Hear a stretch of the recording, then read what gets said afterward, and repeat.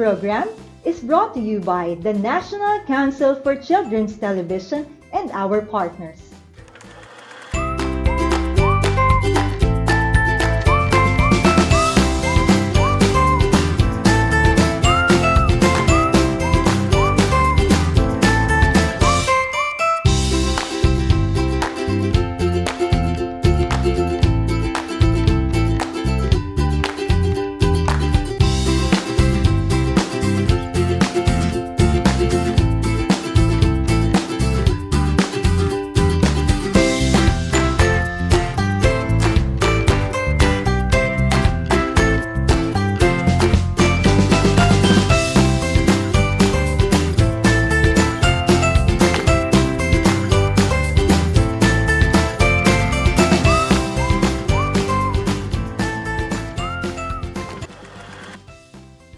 Magbigay-pugay tayong lahat sa pambansang awit ng Pilipinas.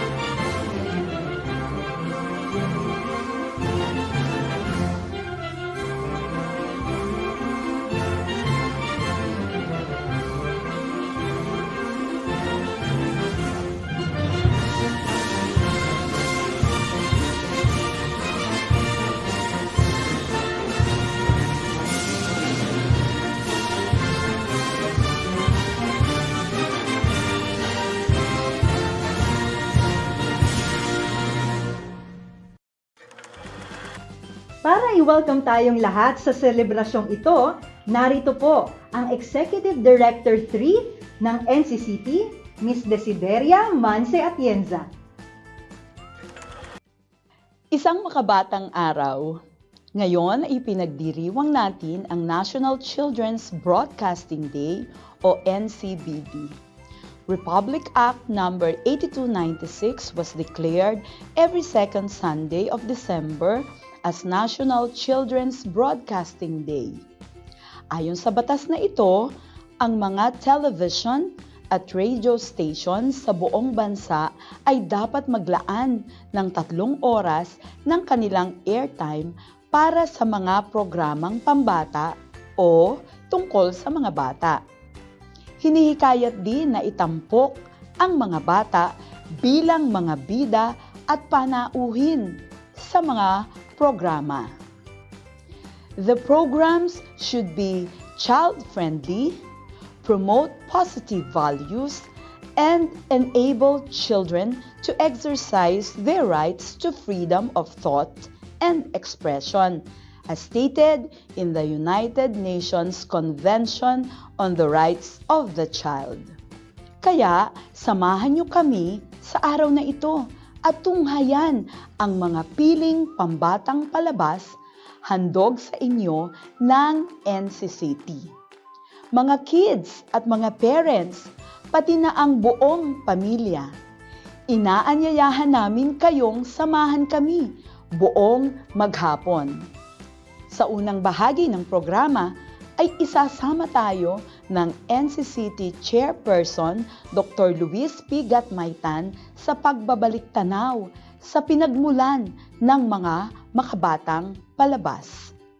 Ibabahagi niya rin sa atin ang highlights ng naging kumustahan kasama ang mga direktor, producer, writer, at iba pang mga content creators ng mga sumikat na makabatang palabas noon. Sa susunod na bahagi ng programa naman, bibigyan din natin ng pagkilala ang mga broadcast television networks na naglalaan ng oras upang makapag-ere ng mga palabas na pambata alinsunod sa Child-Friendly Content Standards o CFCS. Sa ikalawang bahagi naman ng programa ay ang makabatang broadcast playlist kung saan ay panonood tayo ng mga child-friendly TV shows, film, at mga piling dokumentaryo mula sa DocuBata. Ang NCCT sa pagdaloy ng panahon ay patuloy na maghahatid sa inyo ng mga programang may kaugnayan sa pambatang telebisyon at pambatang media sa kabuuan. Noong 2015, unang beses na nagkaroon ng pag-aaral at pananaliksik ang NCCT hinggil sa estado ng pagkonsumo ng media ng mga kabataang Pilipino. Ang mga nakalap na datos ay ibinahagi rin sa mga media organizations upang makatulong sa paggawa ng mga youth-oriented programs. Naging gabay rin ito para sa mga flagship programs ng NCCT.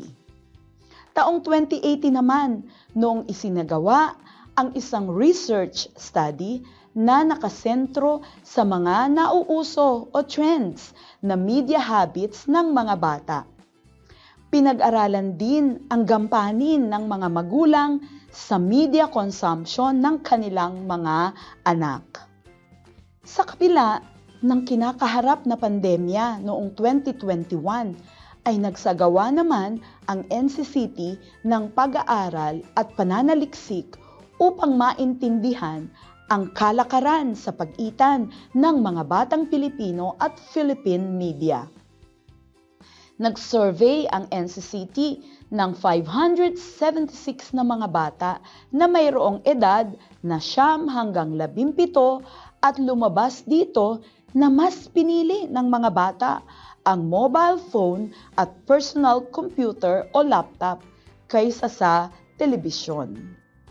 Sa media consumption naman o yung paggamit ng mga bata ng media, ipinakita sa pag-aaral na sa internet na mas nakatutok ang mga bata at an average of 3.68 hours a day. Sa broadcast media ay inaabot naman ang mga bata ng 1.71 hours sa panonood ng TV at pakikinig sa radyo. Nagbabago man ang kalakaran sa media, nakaangkla ang ating mga programa sa masusing pag-aaral, pananaliksik at pagpaplano. At alam kong excited na kayo.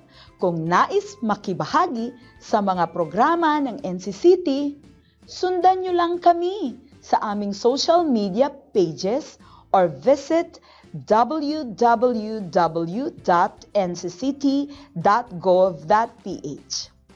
Sama-sama tayo sa paglikha ng mga pambatang palabas. Hanggang sa muli, ako po ang inyong lingkod, Desideria Daisy Manse Atienza, na bumabati sa inyong lahat ng Happy National Children's Broadcasting Day. Isang makabatang araw, Happy National Children's Broadcasting Day. Isang makabatang araw, Happy National Children's Broadcasting Day. Isang makabatang araw, Happy National Children's Broadcasting Day. Sa loob ng 25 taon, isa ang NCCT sa mga naging katuwang ng bawat tahanan upang masigurong ang mga palabas na mapapanood sa telebisyon ay tumutulong upang linangin ang pag-iisip, kapupulutan ng aral at akma sa edad ng mga bata. Tunghayan natin ang kwento ng NCCT at ang ilan sa mga matagumpay na programa nito tungo sa makabatang telebisyon.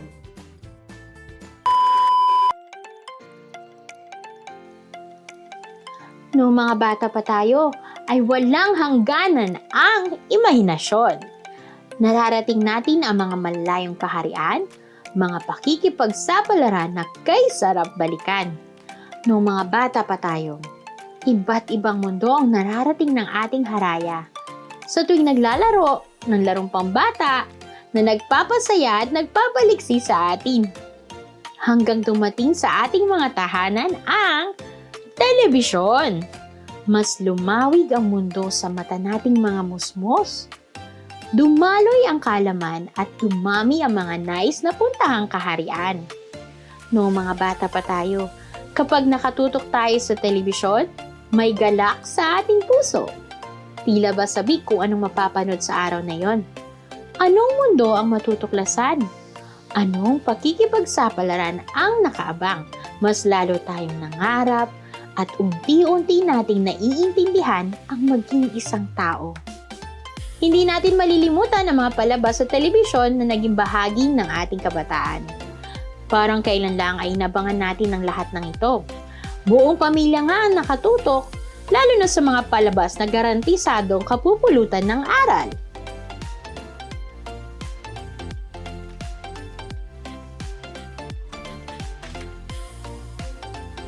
Astig ang mga telemagazine shows kung saan mga bata ang hosts. Pinapanday naman ang talento at kakayahan sa mga palabas na tungkol sa sining. Inaabangan din ang mga palabas na tungkol sa kasaysayan at literatura. Mayroon ding tungkol sa sports o palakasan. Siyempre, patok ang mga palabas tungkol sa maraming pakikipagsapalaran o adventure!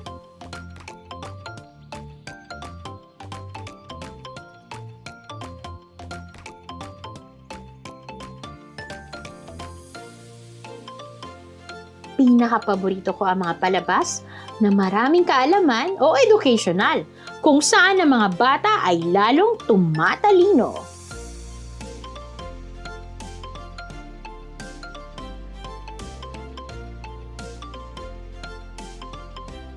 Ilan lamang ito sa mga makabatang palabas na naging bahagi na ng ating mga buhay.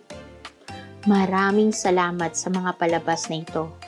Kasama kayo sa paghubog ng henerasyong Pilipino. Baunin ninyo ang pinakamataas na pagpupugay sa inyong likhang makabata. Makapangyarihan ng telebisyon at kinikilala ito ng Estado bilang instrumento para sa kaunlaran ng ating bansa. 25 taong simula nang maging batas ang Republic Act No. 8370 o ang Children's Television Act of 1997 na nagluwal sa National Council for Children's Television o NCCT bilang isang ahensya. Ang mandato ng NCCT ay ang pagsuporta, pagpapalaganap at pagpopondo ng produksyon ng mga makabuluhan at angkop na programang pang-telebisyon para sa mga bata. Nakaatang din sa ahensya na bantayan at siguraduhin na ipatutupad ang Republic Act 8370 at iba pang polisiya ng pamahalaan na may kaugnayan sa mga pambata at makabatang palabas. Layunin din na pataasin ang kamalayan ng kabataan sa mga isyong panlipunan, malalim na pagkilala sa kultura, kalinangan at pagkakakilanlan bilang Pilipino. Ito ay upang hubugin ang susunod na salinlahi sa pagiging makabayan at kapaki-pakinabang ng mamamayan ng Pilipinas. Sa paglipas ng panahon, mas marami na ang mapapanood. Ang hamon sa atin ay mapanatiling may makabatang programang mapapanood ang ating mga kabataan. Malayo pa ang ating lalakbayin at marami pang dapat gawin, kaya kapit-bisig tayo sa pagsusulong ng makabatang telebisyon. Hanggang sa muli! Nagmamahal, Tita Eva at Telebi ang inyong mga CFCS Guardians.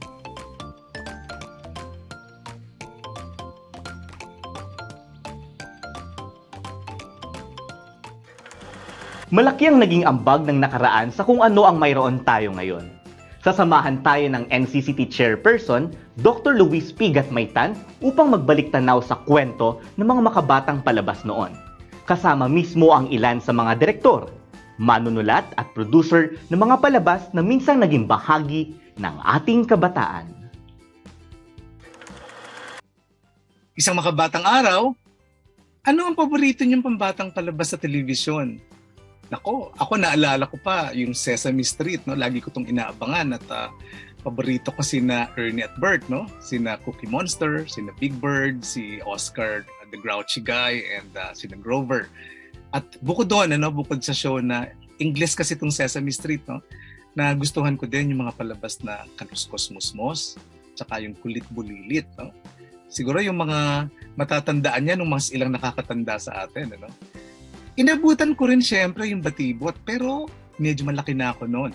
Yan. So naalala niyo pa ba yung Sineskwela, Hiraya Manawari, Five and Up, Bayani, Mahtinik, at syempre itong Batibot? Syempre, no, napaka-popular nito ng mga dekadang nagdaan, ano? 90s. Ngayon panahon ng internet, ano naman ang inyong mga pinapanood? Ayon sa pananaliksik, ang Children's Hour ng British Broadcasting Corporation or BBC ang unang programang pambata sa telebisyon na ipinalabas noong 1946. Ito ay isang live Sunday afternoon show na nagtatampok sa kilalang puppet, no? Ang Muffin the Mule, no? Kasama ang presenter na si Annette Mills. Yan. Dito naman sa Pilipinas, ang unang palabas sa pambata ay ang Uncle Bob's Lucky 7 Club. No? Ito ay nilikha ni Robert Stewart, mas kilala bilang si Uncle Bob. No?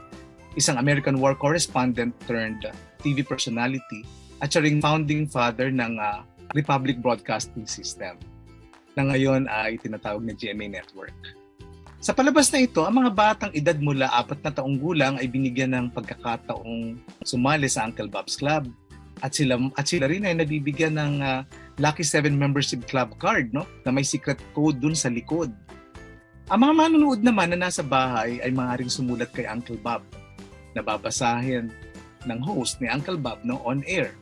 Na siya rin kinatutuwa ng mga bata, no, kapag narinig nila yung mga sulat nila na binabasa ni Uncle Bob, talagang sobrang saya nila. No? Umeri ito ng halos 3 dekada mula 1961 hanggang 1992. Pinakilala ng palabas na ito ang 2 puppets na sina Spunky at Pancho. Isa pa sa kilalang palabas na pambata na umeri naman mula 1980s hanggang 1990s ay ang Batibot. Nako, talagang palagay ko maraming nakakaalala dito, no? Isang pambatang palabas na spin-off program ng Sesame at Filipino version ng Sesame Street. Ang Batibot ay isang palabas na nagtuturo sa mga preschoolers sa pamamagitan ng sayaw, kanta at role-playing. Kung naalala ko pa yung kantang alin ang naiba, piliin kung alin ang naiba, no? Kasi para sa isang preschooler, malaking achievement yan pag nakita niyang sa hilera ng mga gamit ay nakita niya kung alin yung kakaiba, no? Ang Sesame ay co-production ng Philippine Children's Television Foundation o PCTVF at ng Children's Television Workshop or CTW na may suporta mula sa gobyerno ng Pilipinas. Yan. Ito ay pinalabas noong 1983 bilang isang bilingual na programa. Bilingual, ibig sabihin sa Filipino at Ingles, no?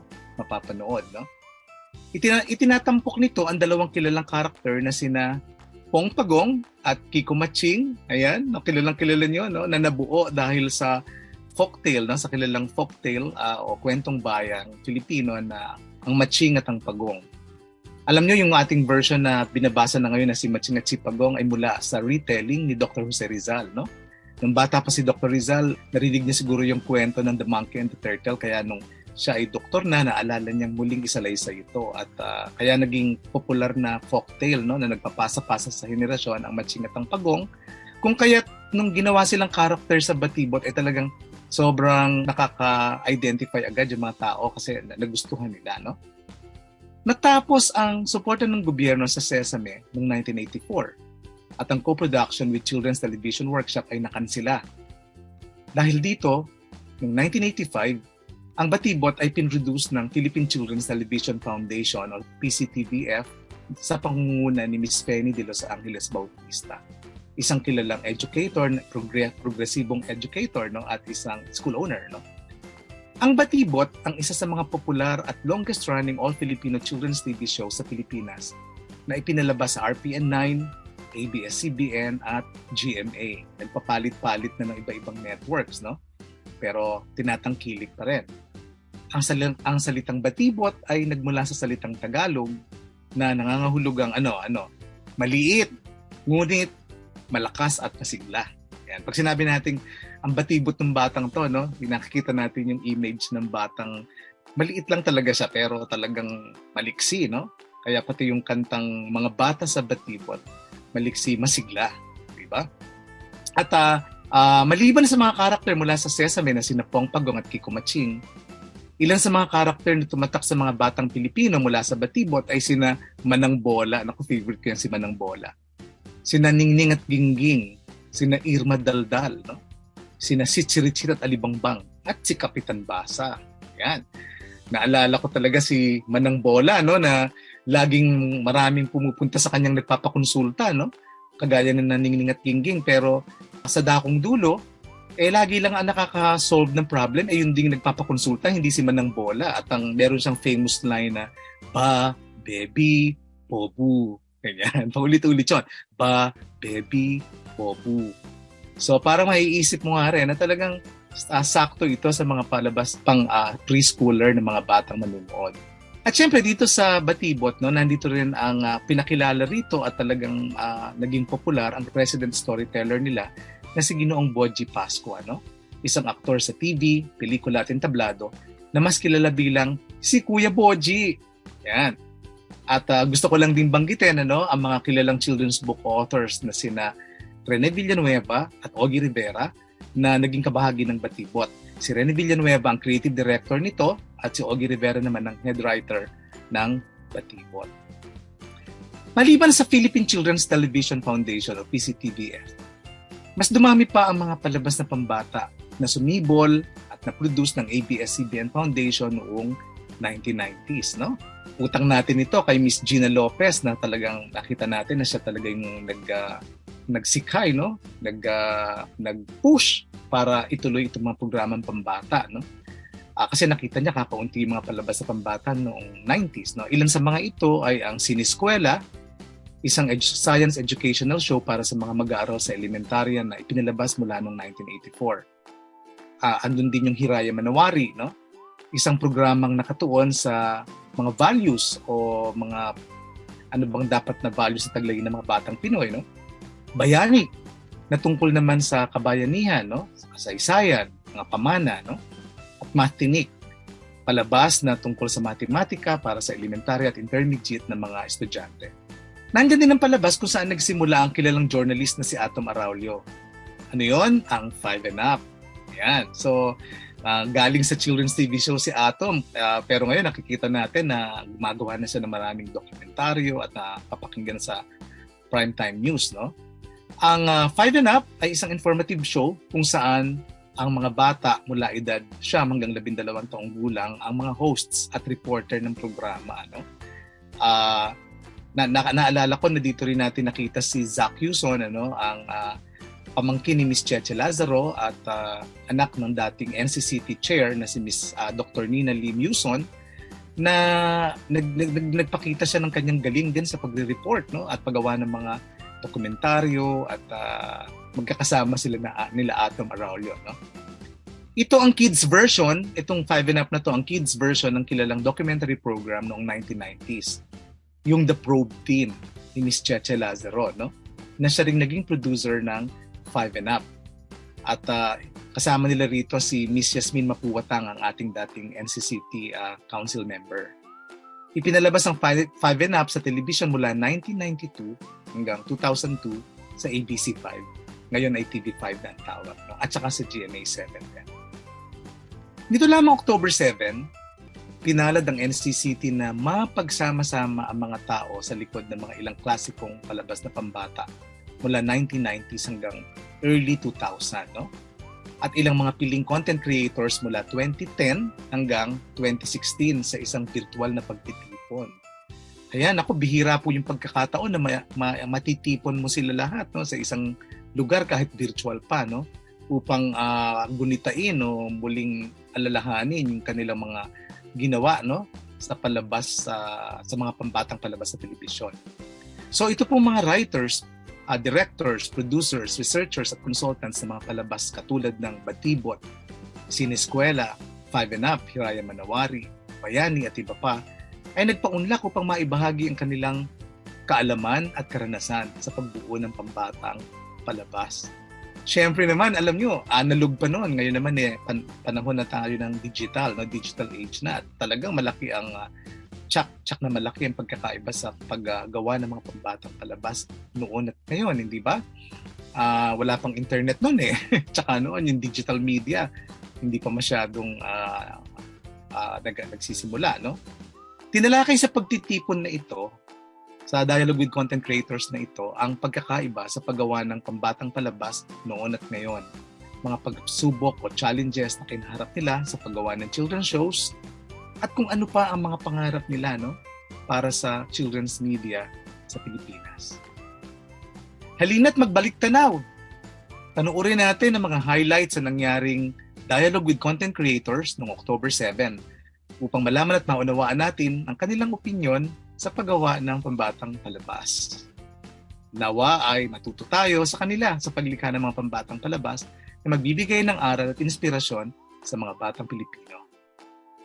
Muli, ako po ang inyong Tito Doc, Dr. Luis Gatmaitan, ang Chairperson ng National Council for Children's Television. Bumabati sa inyong lahat ng Happy National Children's Broadcasting Day o Pambansang Araw ng Broadcasting para sa Kabataan. Isang makabatang araw! Isang makabatang araw, Happy National Children's Broadcasting Day! Narito na ang nagbabagang balita sa oras na ito, isa pong makabatang araw sa ating lahat. Happy National Children's Broadcasting Day! Isang makabatang araw. Lagi tayong tinuturuan ng ating mga magulang, ng ating relihiyon, ng ating paaralan, ng lipunan. Ang sabi, the world is full of choices. Huwag kayong maniwala dyan. Maliligaw lang kayo pag kayo naniniwala. Maraming pamimilian. Sapagkat sa buhay nito, nakarating ko sa edad dito, nalaman ko dalawa lang ang pamimilian. At ang pamimilian ay mabuti o masama. Totoo o kasinungalingan. Tama o mali. Dalawa lang pipiliin. Ang tama, ang totoo, ang mabuti. Happy National Children's Broadcasting Day.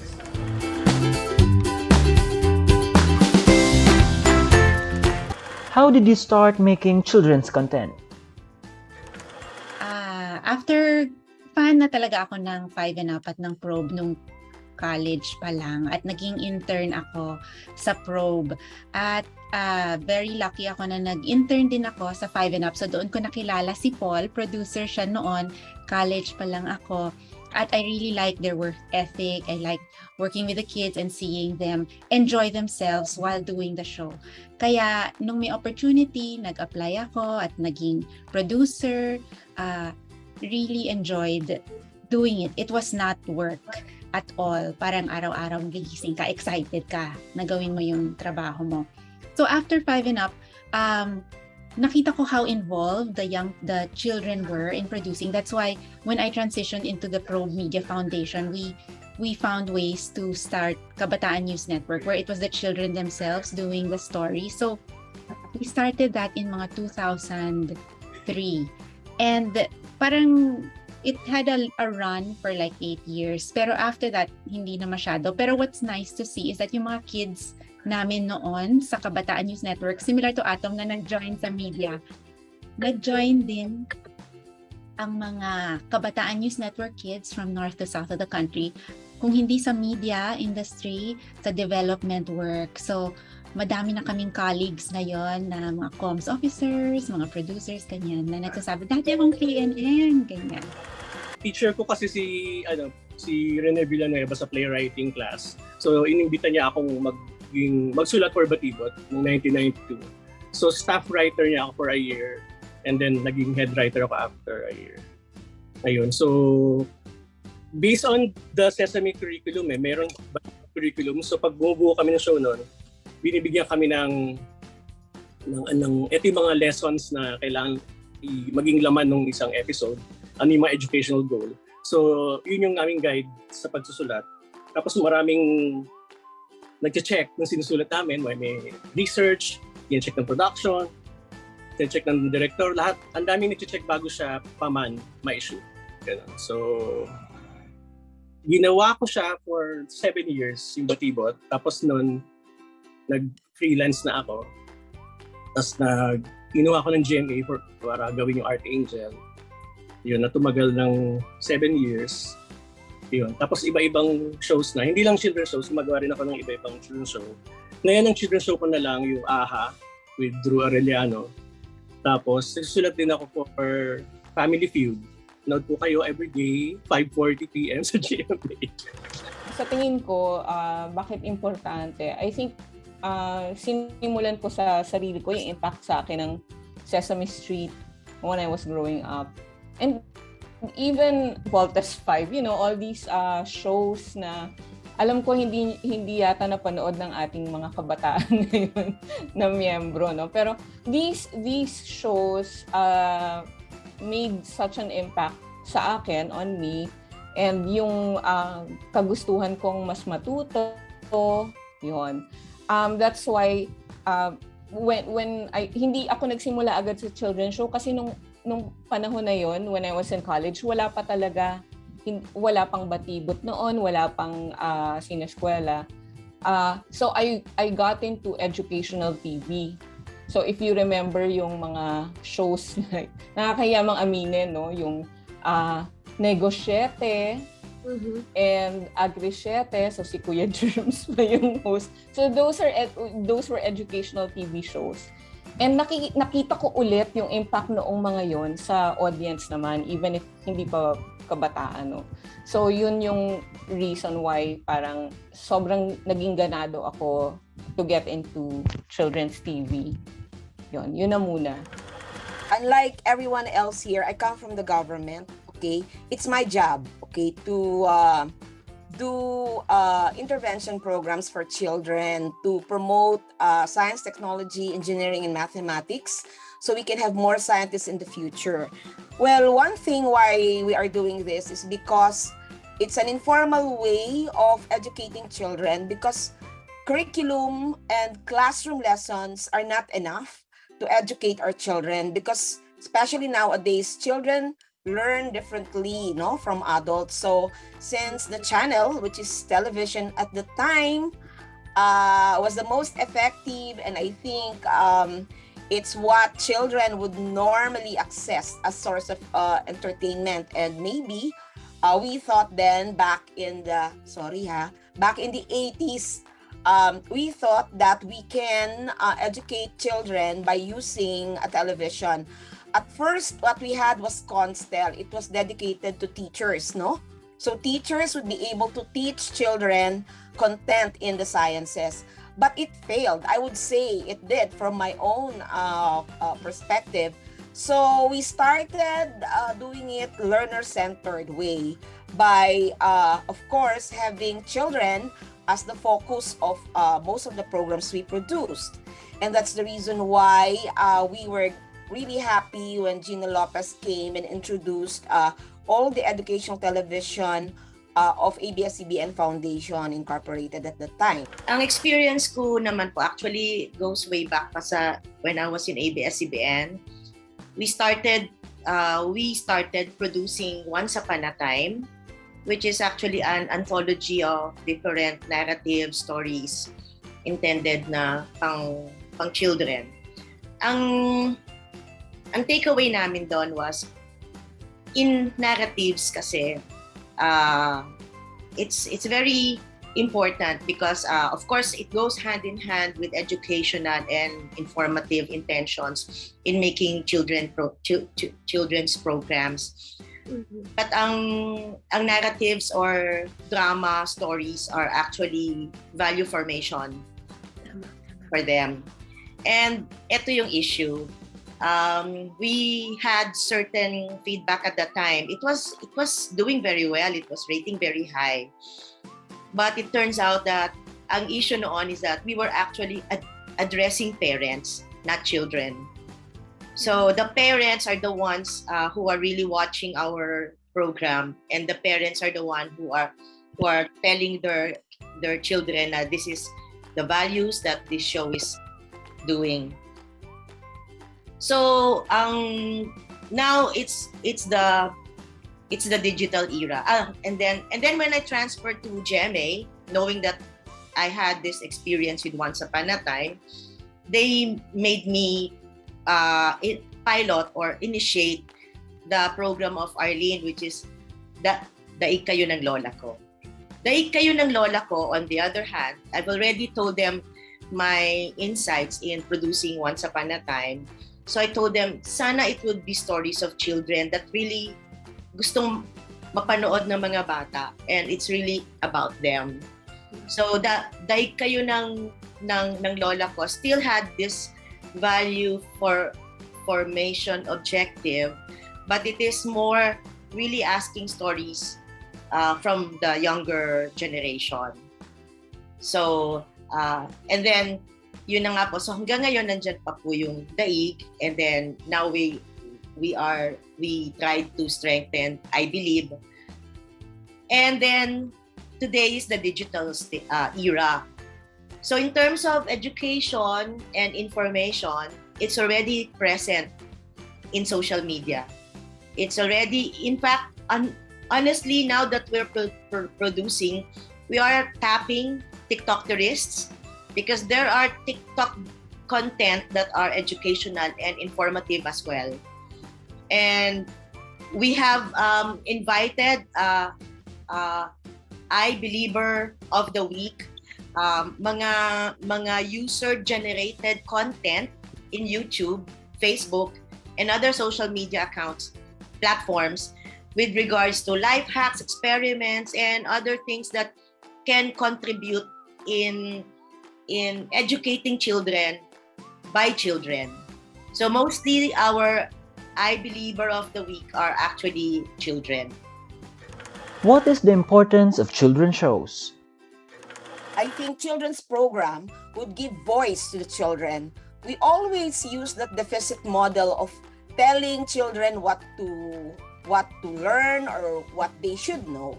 I think most of the children's television and other programs now, even not just on TV, would give voice to children because they can now co-create content. Unlike before, producers of children's television would just produce in one way, diba? They just dump it to those programs and those channels and end of the story. Nowadays, I think it's more than that. Next, it's also to sensitize media that children need space in the airstream in our broadcasting networks. No, they should have children as part of their audience to be inclusive and to address the needs of all these different types, no? Yung diversity of audiences, kahit yung children would have so many types, no? Hindi dapat one size fits all, even for children. So, siguro yun yung takeaway ko for producing programs, apart from the fact that it is my job to do so. And probably, it also made me realize that we have a purpose, and I think for me, this is something that I can do even beyond my government service. Now that we have this era, which is wherein content is everywhere, in all gadgets, and content producers are practically everyone. So maybe this would really be a nice opportunity. I'm very thankful that you invited us, because this is a nice opportunity for us to discuss how can we continue educating the younger generation, both in terms of information, education, and value formation, in the light of that our existing culture is really more of a digital culture. What are the challenges in children's content production your team encountered then and now? Malaking challenges. Ang children's program nagiging branded content. So, both a blessing and a curse. Blessing dahil at least may naglalaan ng budget, ng pera para mag-produce ka ng show. Pero syempre, super challenging yung papakialaman yung content ng producer kasi oras nila yun binili oras So naging trend siya kasi mas madaling magbenta ng oras na lang at kanilang buong time and then lahat ng commercial dun sa sponsor na bumili. Kaysa nung nakasanayan natin na binibenta yung spots sa iba-ibang produkto. Yun. So naging mas madali, I think marketing decision yun na mas madali nilang na market yung show kung bebenta na nila yung buong time slot. So pareho, both a blessing and a curse. Nakabasing buhay talaga ng children's show sa ratings. So kahit gusto mong gumawa ng preschool show, sasabihin sa'yo ng research ng network, you're not targeting the 2 to 12. Preschool yung gusto kong gawin. Alam ko sa 12, di ba? Pero ganun sila O hindi mo natatarget yung mga housewives, ages ganyan to 45. Hindi naman yun yung target audience mo. So kailangan mong pasukan ng kung ano-anong elemento yung show na nasisira yung vision mo for the show na gusto mong gawin na age appropriate, etc. Parang gano'n.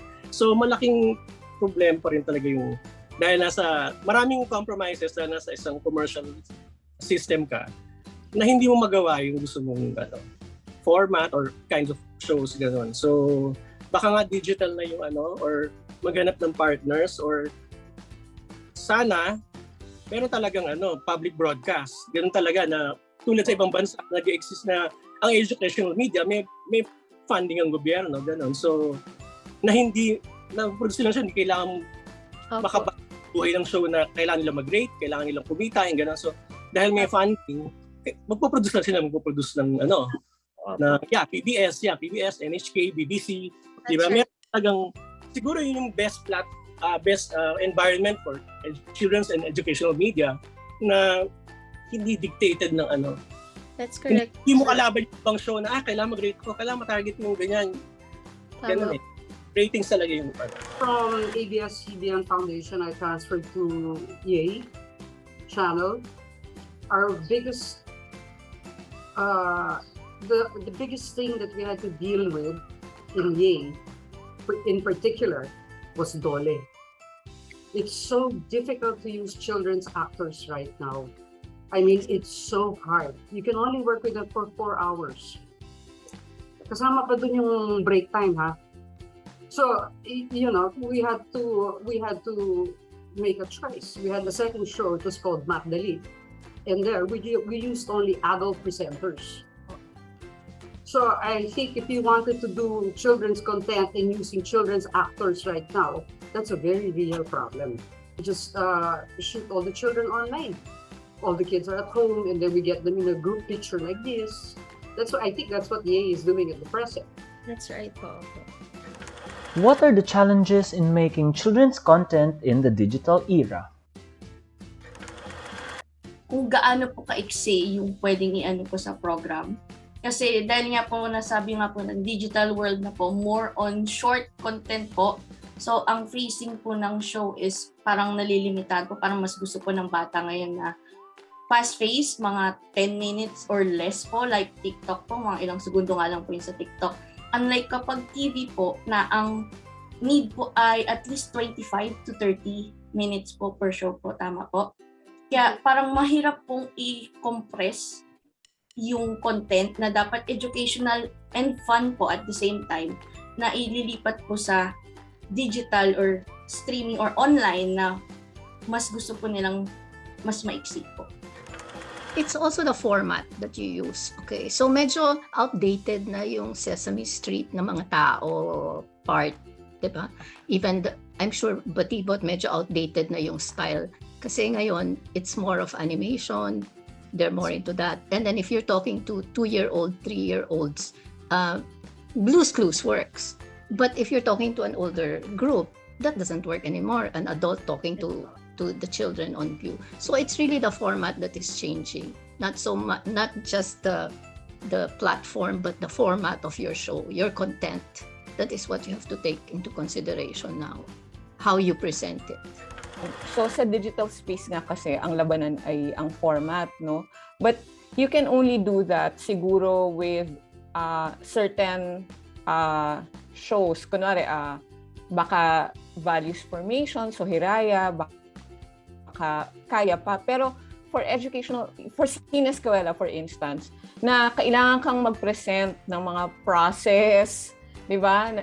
Etong mga medyo masalimuot na mga bagay, hindi mo siya pwedeng i-present in one go, in like, ilan bang minutes ngayon? 2-3 minutes? Yun na ba ngayon? So, and I remember writing a script, and maaalala to ni Charles, ni Mariles, inaabot kami ng 4 na linggo, ni Tita Ruby, 4 na linggo, 5 linggo to finish a script from presentation of the research material to the final the final product, minsan more pa. Ngayon ang content creation hindi pwedeng abutin ka ng matagal. If you have a channel, kunwari a YouTube channel, you have to produce a daily content. So, parang it's so exhausting just thinking about it. Ngayon na democratized na yung media landscape, particularly digital. So, yun yung, I think that's the challenge, is how do you produce content na in a very quickly na maayos, pasado sa mga consultants, you know what I mean? So yun, that's a big challenge talaga. In delivering quality media content, how do you minimize the chances of misinformation and disinformation infiltrating children's young and vulnerable minds? Process of producing any show for ABS, for ETV in particular, was extremely tedious. Okay, like Paul had mentioned, it would take about a month, 2 months for a script to get approved. And only because it would be double-checked, triple-checked.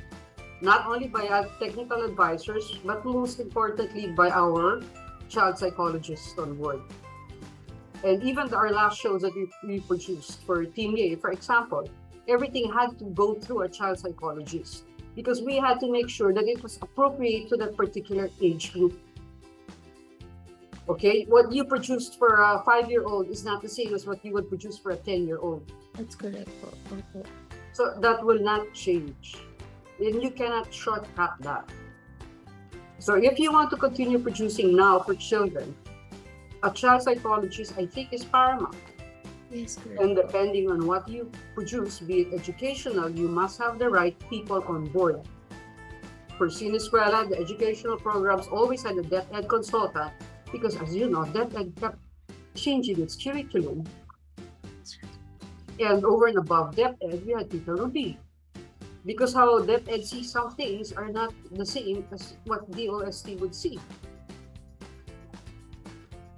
The same goes for Martinique. We had a grade school consultant for grades 1 to 3, and then grades 3 and up, we had another one. Because their teaching experience and what they know is not the same, even though it's all for children. So that to me is a given.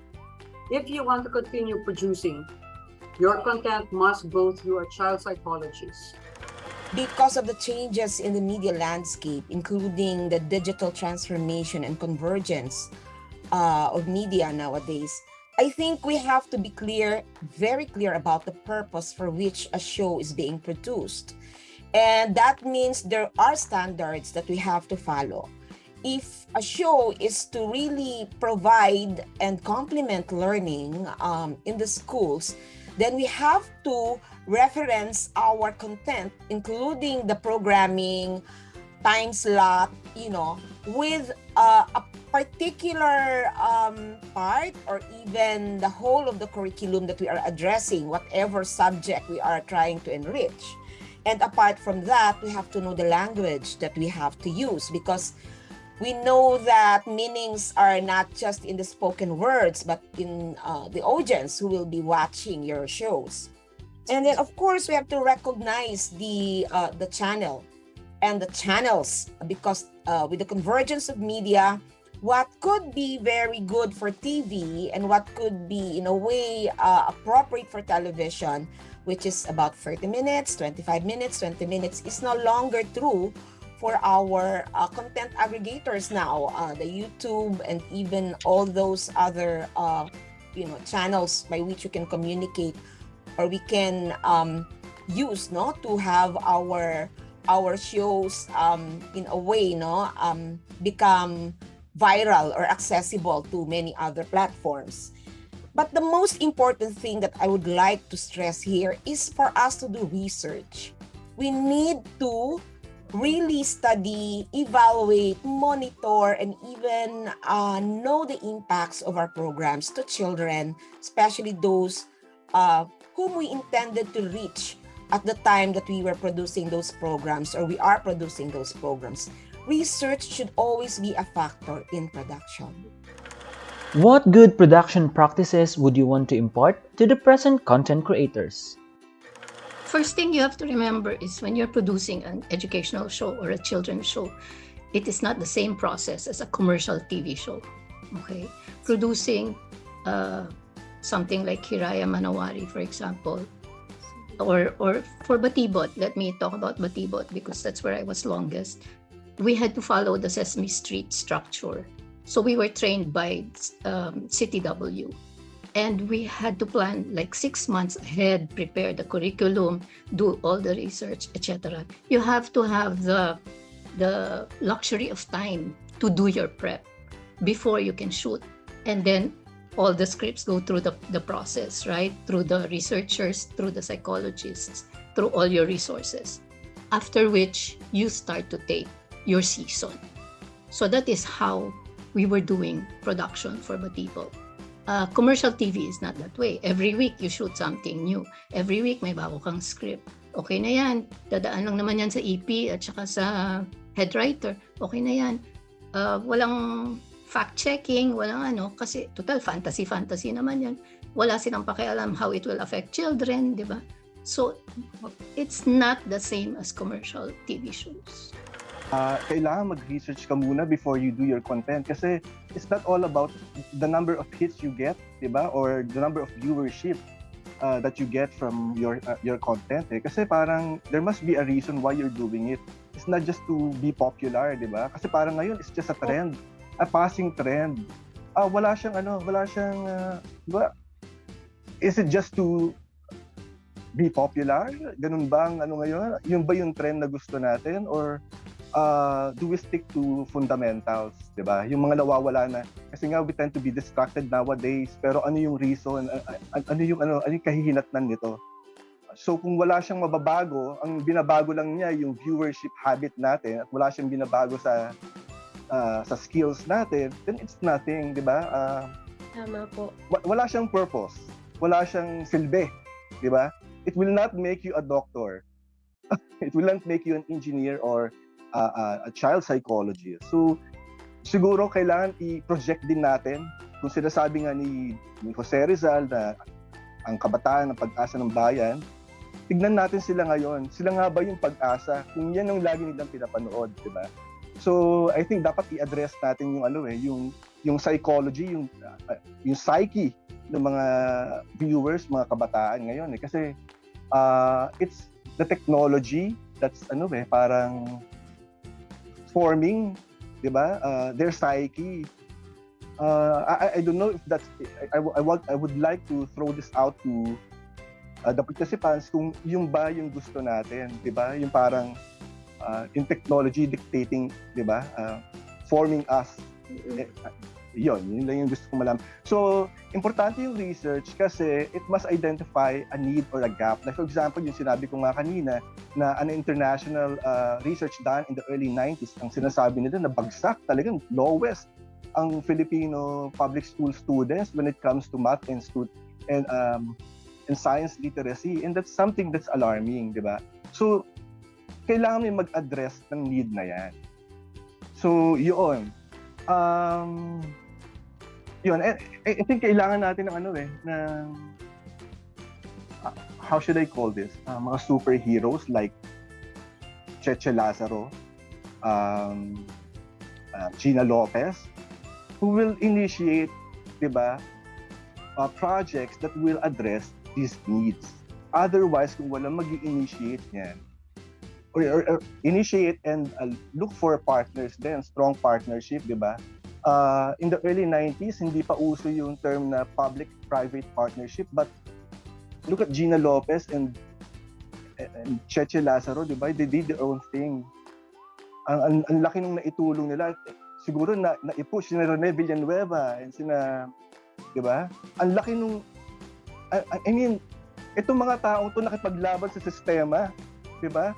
Kasi nakita nila na-project nila yung need ng ng society ng mga bata eh. So, I think kailangan may hero tayo na people like Cheche and Penny de los Angeles Bautista and Gina Lopez to start we want to initiate something again for Philippine TV. That's correct po. Yun, kailangan may need kang i-address a problem or a gap. Otherwise, wala siyang objective. It's just viewership, it's just the number of hits, it's just about popularity and trends. Nothing more. One thing that we have to realize is that we have been broadcasting for decades. And television is really broadcast. Digital is narrowcast.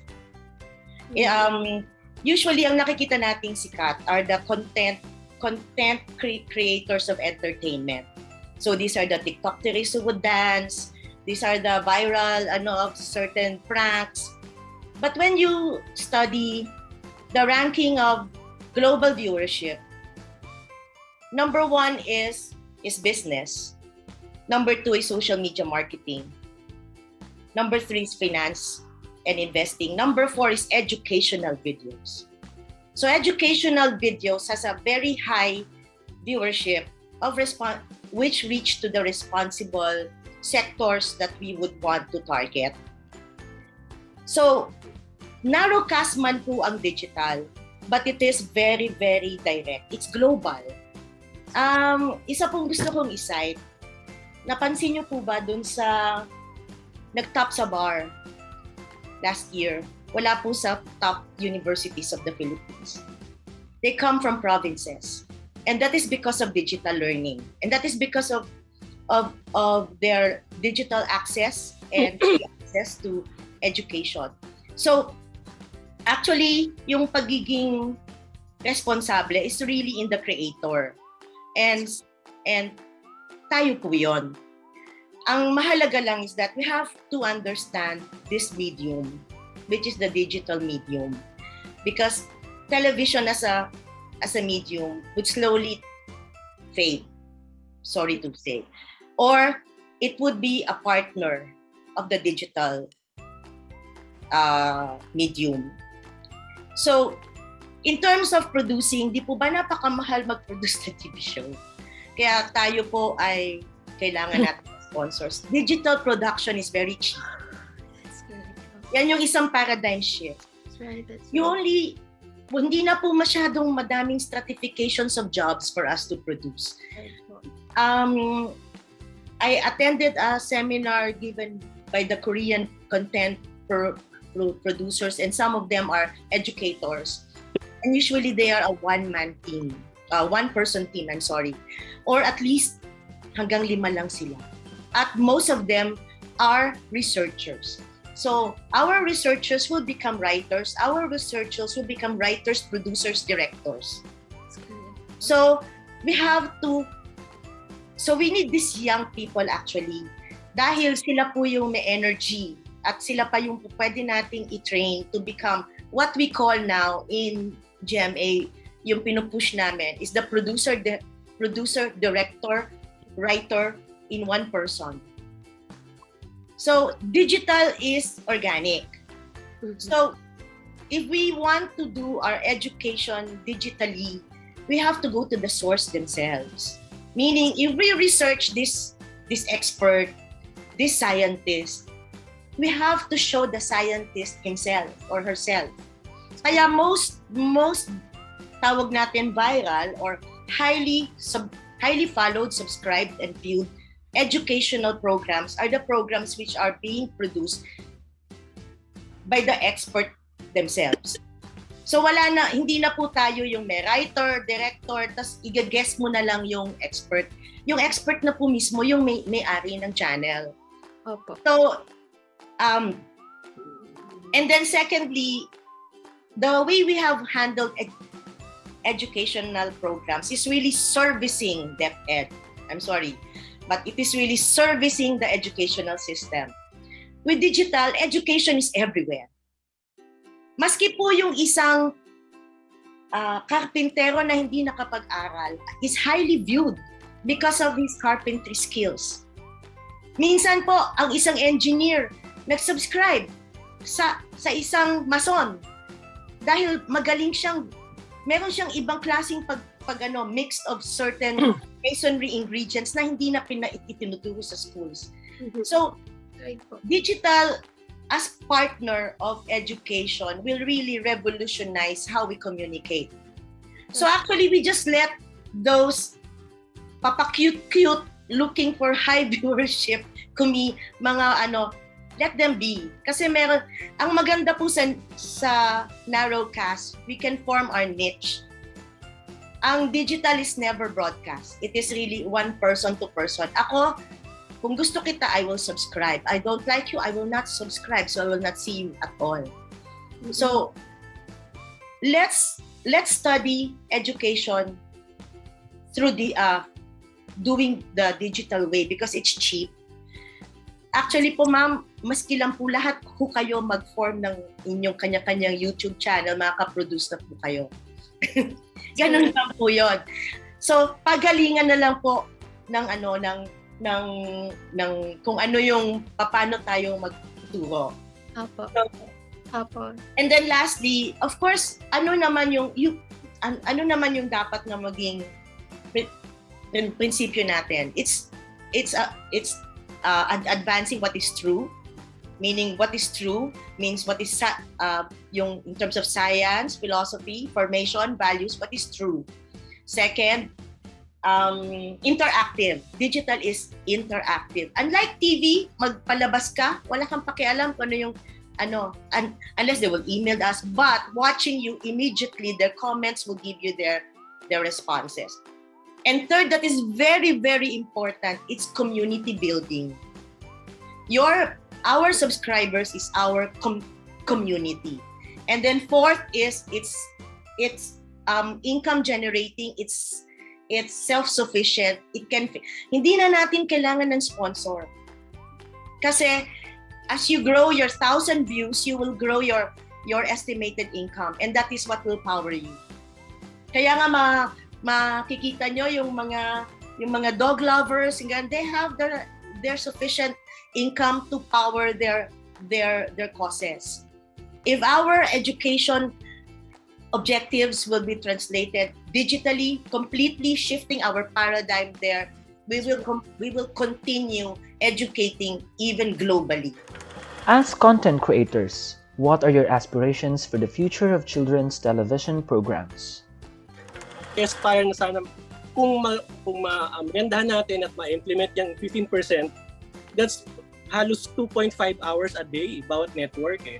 So kung 2.5 hours, required ng lahat ng networks, ilan yun? Ilang show yun? At least 4, 5, ganon. So kung required silang maggawa ng show na, bawat network, nakikita kang children's show. Kasi may batas siya sa kailangan nilang gawin. So hindi yung kailangan nilang magsunod dun sa 15% na yun. Ayun, sa yun aking aspiration na sana ma-implement, ganon. Tsaka yun, yung dagdag sa workshop, kasi nung meron kayong kinukonsulto kami about yung guidelines ng itong batas na to, naalala ko talaga yung may isang network na news network, sabi nila, ba't naman kami gagawa ng children's show? Wala akong news channel kami, ba't nyo involved kami dyan? So parang kailangan yatang workshop. Sabi, sinuggest ko, hindi naman po kailangan mag-produce kayo ng batibot kung news channel. Kaya pwede kayong gumawa ng docu for teens. Gumawa kayong parang or KNN. So hindi lang, parang ang concept yata nila, gagawa kami parang batibot, news channel kami. So parang ayaw nilang maging, pwede ba exempted na kami dyan? Ganon. So parang kailangan i-educate din sila na malawak yung ng children's programming na preschool, grade school, hanggang teens. So yun, kailangan ma-educate pa yung ibang nasa networks. Okay, my aspiration being from the government, is that government should recognize the value of producing content for children because they are the future of this country, di ba? Sila naman talaga yung magmamana ng kung ano man yung meron tayo ngayon. So, I think that can be done in the way of providing subsidy for recognized or accredited children's programs which are really helping government provide social services, especially in education. And of course, recognizing programs that are really good for children, yung mga targeted at talagang nagko-contribute sa education and value formation. And of course, yung integration ng mga produkto ng children's television sa curriculum at sa mga alternative learning systems ng DepEd. While of course I know that NCCT is part of DepEd, there has to be a connection between practice and policy, and even the guidelines should be there. DepEd should be empowering NCCT to be more in a way, in terms of scope and to have jurisdiction over this content. And of course, yung integration importante. I think DepEd should also match its curriculum as to what kind of products NCCT and other content producers for children's television would have, and in a way use them if they are still relevant for subjects like history, culture, science, technology, engineering and mathematics, values formation, language, and especially yung sa culture side kasi yon abot yun na lahat yun. Importante din yung recognition, may kasamang budget, hindi pwedeng mga plaque award lang, no? I think this should be formalized and be part of the policy of DepEd.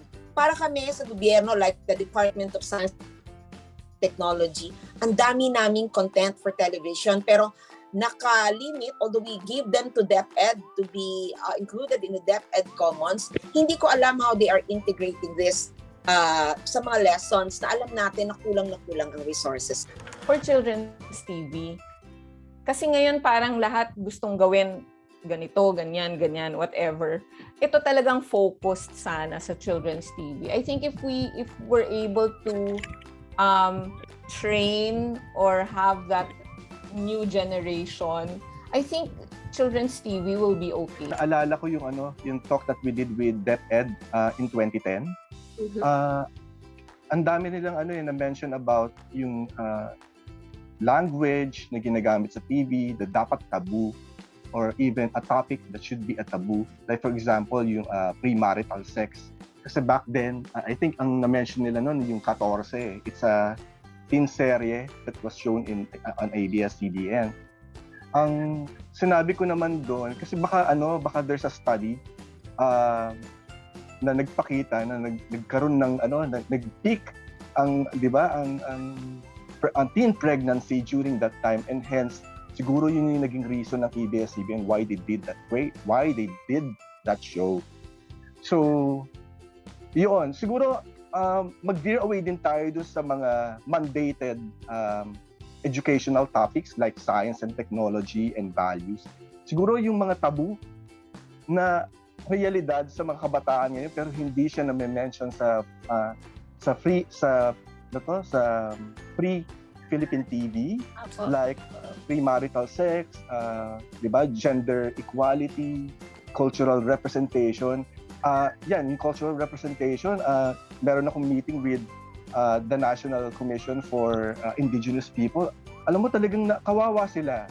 Naaagawan sila ng lupa, tapos nadidiscriminate sila because of their lack of education and because of how they look. So baka yung may mga ganyang topics, mag-explore din tayo. Yung mga ayaw nating pag-usapan pero dapat kailangan na pag-usapan. And sinabi na rin ni Tita Ruby yung climate change. Kahapon nasa AgriLink ako at sinasabi ng mga professors na nakausap ko from UP, Los Baños and other farmers na parang in the next 2 or 3 years parang magkakaroon ng global food shortage and somebody should address that problem or concern. Ang nagiging concern nila, wala sa mga kabataan ngayon ang gustong magpatuloy ng agriculture. Walang gusto ng farming. So, kung magiging concern pala ang food shortage in the near future, bakit hindi siya napag-uusapan sa media? So baka yung mga topics na ganyan kailangan natin i-address. Thank you. I could just imagine na napaka-selfless ng mga content creators natin.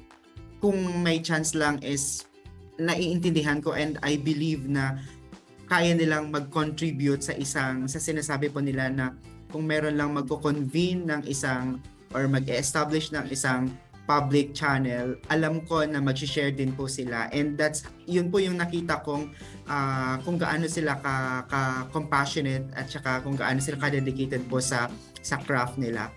Siguro po based po doon sa mga na yung sa journey ng ating discussion, nandoon po talaga yung since limited po yung mandate ng NCCT at kung ano na yung nangyayari ngayon, kung nasaan yung mga messages, kung nasaan yung mga audience or viewers, parang malaking gap or may disconnect po din talaga yung ina-address, yung paraan ng pag-address ng NCCT dahil sa TV po siya talaga. Pero kung may maisaayos natin yung polisiya po pagdating dito at yung matagal nating inaasam na kung mag-expand man po yung coverage ng NCCT pagdating sa pag-regulate or pagdating sa pagbibigay ng help sa mga creators or sa mga stakeholders, baka mas maganda yung dynamics po or landscape ng children's content po sa Pilipinas. And at the same time po, yun po yung na-appreciate ko, yung support system. Na-appreciate ko lang po ngayon yung na-overwhelm po ako doon sa mga insights ng ating mga experts, mga content creators na hopefully talaga is ma-adapt ngayon din ng mga generation ng mga content creators dahil maganda yung discipline nila at ngayon madaming may changes talaga pagdating sa landscape, pero sana may i-transfer ito ng NCCT, through NCCT mai-transfer natin sa mga aspiring content creators dahil tama naman, we need a generation talaga na yung gap is meron ng gap pagdating pa sa content, pagdating sa skills din. At saka kailangan nating mag-identify ng ano yung i-address natin para mapabilis siguro yung mas mabilis nating ma-identify kung ano yung gusto nating mangyari. Yung paggawa po talaga ng children's show, minsan against all odds siya. Di ba po? Para ba siyang minsan parang kailangan mo siya i-push kasi naniniwala ka doon sa gusto mong mangyari. Naniniwala ka na may ikabuti talaga yung show na yun. Pero minsan you have to also consider, tama po yun, may mga compromise. Pero minsan kung may go around naman sa compromise, push natin yung go around kung yun naman yung mas makakabuti. Pero magiging successful lang talaga po siya kung meron pa po talagang sumusuporta po talaga sa atin. Marami akong takeaway, Sir Judy, pero yung isa talaga din sa nabanggit kanina nga sa atin. Sana hindi lang po matigil dito sa generation na to ng mga tagagawa po ng mga shows na ito. Sana maipasa po nila yung kanilang powers po sa generation ngayon. Kumbaga po ay kahit yung puso at yung isip para po sa paggawa ng children's shows po, sana malayo pa yung marating. Hindi lang po children's shows, even educational shows. And yet, that's right po. One of the things that I have, yung takeaway ko talaga for now po is we have to really embrace for the generation that we have. Kasi hindi na natin pwedeng i-push sa kanila yung ano ba yung iniisip nating paraan noon, yan pa rin ba yung ipapagawa natin sa kanila. So, maganda rin po, and also tulad nga po sabi ni Ma'am Yas, dapat sa point of view nila, at yung iba pa pong nagbanggit kanina, point of view nila. Ano ba yung gusto nilang mangyari? Tulad po ng binibigang emphasis kanina rin ni Ma'am Nini, ano yung opinion nila? So let's give them space po. Isang makabatang araw! Ako po, si Tita Eva, ang inyong pambatang guardian. Telebi naman po, ang inyong makabatang guardian. Tagapagbantay sa mapanuring panonood. Kami ang CFCS Guardians. Power up! Telegrama! Tita Eva at Telebi, ano pong mga palabas ang maaaring panoorin ng mga bata sa telebisyon? Mayroong dalawang uri ng palabas o television show na pwedeng panoorin ng mga bata. Una, mga pambatang palabas o CTV na ginawa para sa mga bata. Pangalawa, mga makabatang palabas o CFTV na hindi sadyang ginawa para sa mga bata, ngunit maaaring panoorin ng mga bata basta't may pagtubay at gabay ng nakatatanda. Mayroong pagkakataon na ang isang CFTV show ay nagiging CTV show na rin dahil wala itong ipinapakitang eksena na may sex, nudity, violence, substance use at gambling. Kaya pareho itong pasok bilang CTV, CFTV program. Para sa mga pambatang palabas, ang mahalaga ay mag-EVA check! Educational and informative. Kailangan mayroong naibabahaging karunungan at kaalaman. Value-laden. Kailangan mayroong aral at nakaugat sa mabuting pag-uugali. Age-appropriate. Angkop sa edad ng batang nanonood. Laging tandaan, para sa CTV o pambatang palabas, ugaling mag-EVA check! Maaaring i-download ang CFCS booklet sa www.ncct.gov.ph. Kung mayroon kayong mga katanungan o sumbong sa paglabag sa CFCS, ipadala ang mensahe sa National Council for Children's Television o NCCT. Sama-sama tayo sa pagsusulong ng makabatang palabas sa telebisyon. Ito po si Tita Eva, mag-EVA check para sa pambatang palabas. At ako naman po si Teleby, sa makabatang palabas, patnubay ng nakatatanda ang kailangan. Problem solved! Hanggang sa muli!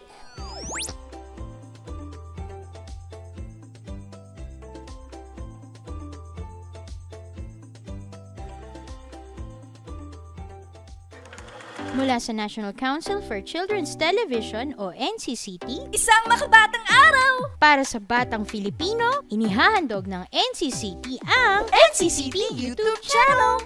Upang lalo niyong makilala ang aming mga programa at ang National Council for Children's Television o NCCT, mag-subscribe, like and share na, and hit the bell button! Mga makabata at pambatang palabas ang mapapanood nyo rito, kaya tawagin na ang buong pamilya at tumutok na! I-share mo na ang NCCT YouTube channel!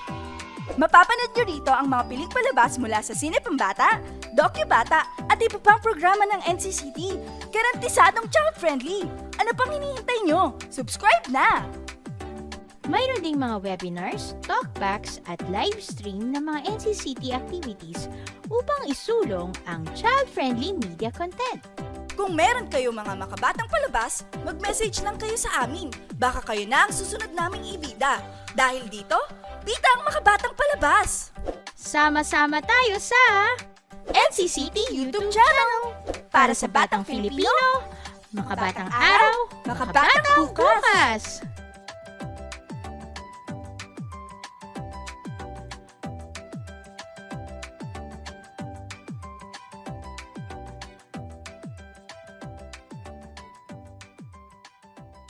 Isang makabatang araw, happy 25th anniversary NCCT and happy National Children's Broadcasting Day. Isang makabatang araw, ano ang aspirations ko for children's television in the Philippines?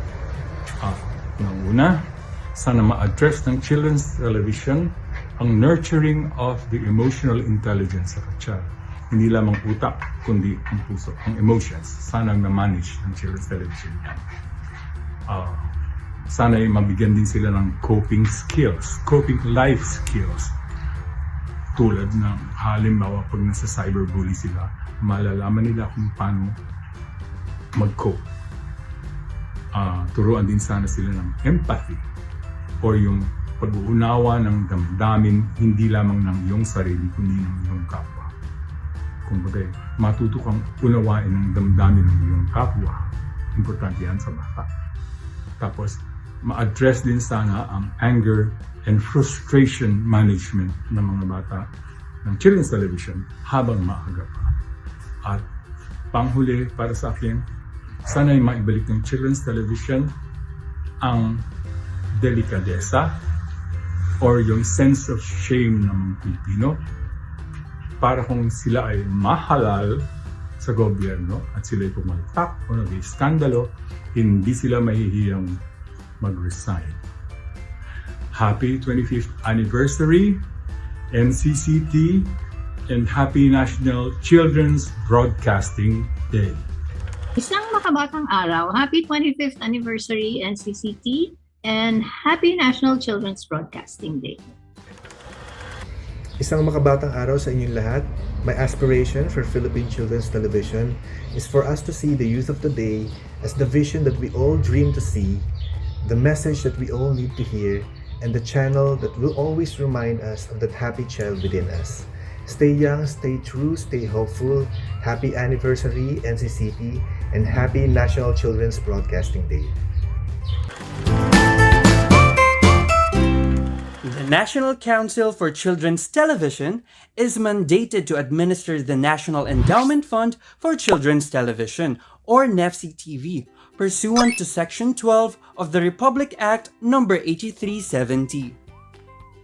Yearly, NCCT aims to give grants to qualified proponents in fulfillment of its mandate to promote high standards of indigenous and local program development in children's television and media, specifically intended for Filipino children. We are proud to share with you the 5 grantees of NCCT 2021. Good news!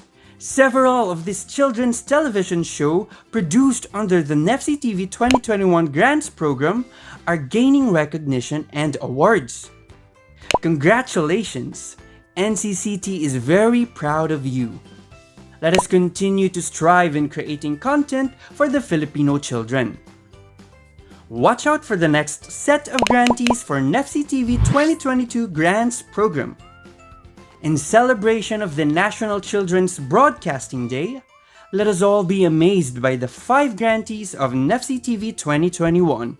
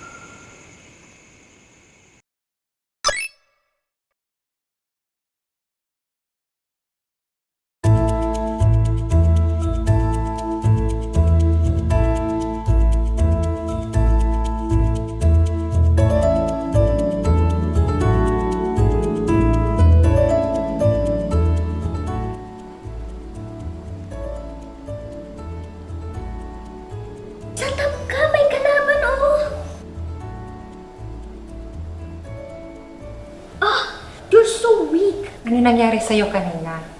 Nakakainis si Marjon. He's so dumb. Sobrang weak. Ba't mo naman nasabi yan? Tsaka kailangan ba talagang gumamit ng foul words when playing with your cousin online?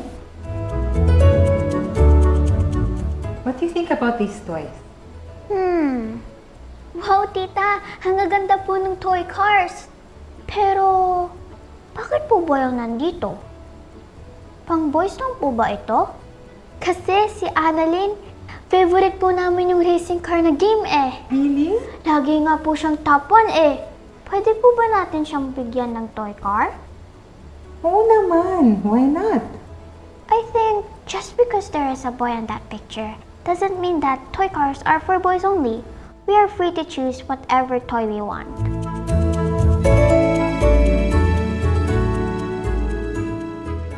Tita, alam mo ba, si Marjon, binuli po siya ni Mateo kanina sa group chat namin. Gusto sana ni Marjon may isama sa game. Pero ayaw po ni Mateo kasi sabi niya, weak daw po si Marjon. Hi, Mazers! Ang saya maging connected sa friends, cousins, and classmates natin. Kahit malayo tayo sa kanila, no? This is what I really like being online. Pero in our online world, let's not forget na kung merong mga good things, meron ding mga bad stuff. Bad posts, bad links, bad language, and bad people. Let's be smart and safe, Mousers! Kita-kits soon!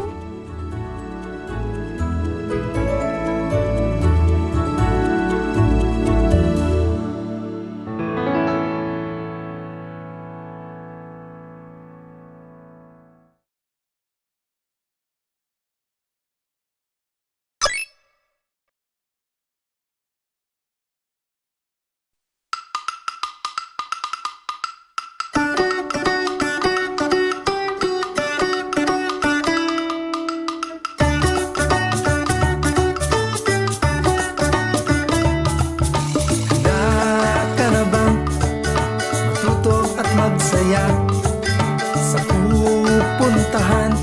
Sari-sari ang matutuklasan. Lilipad gamit ang eroplano. Maglalayag gamit ang balangay.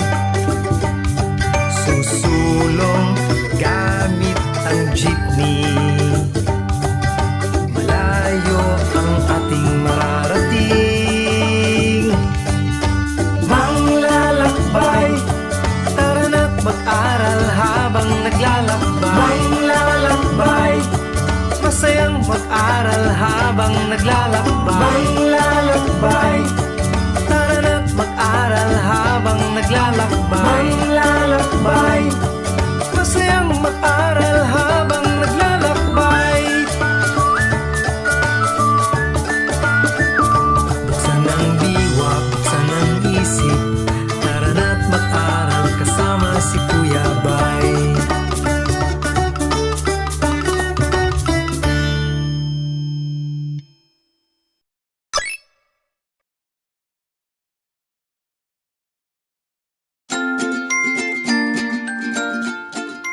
Oh, hello there! Kathy asked me to draw her. Do you still remember these words? Can you help replace the nouns with the correct pronouns? I need you to listen and look closely as I say these words. Are you ready? Today, I asked Olgot and Kathy to bring photos of themselves because we are going to make something out of them. We use pronouns to replace the nouns in a sentence. Can you help her pets arrange themselves in alphabetical order? If I go with Tino and Tina, that is we. Oh, it describes a character. Have you tried drawing or painting someone you know before? What pronoun should we use for the egg? He loves to read so much that his whole room is full of books. We will use it because the horse is an animal. Next word is milk. Jam. Jam.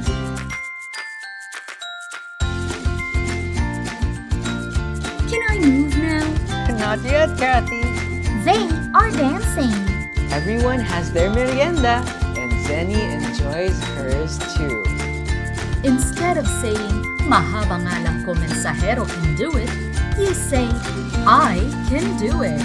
Remember, my room is your room. Goodbye!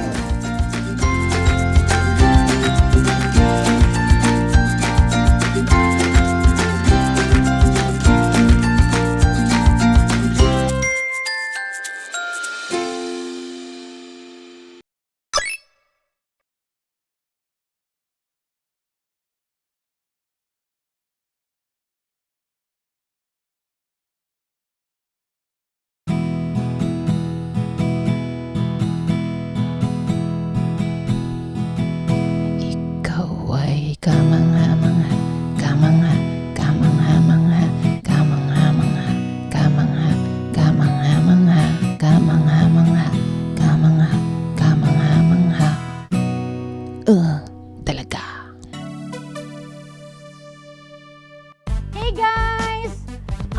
pauwi na ba kayo?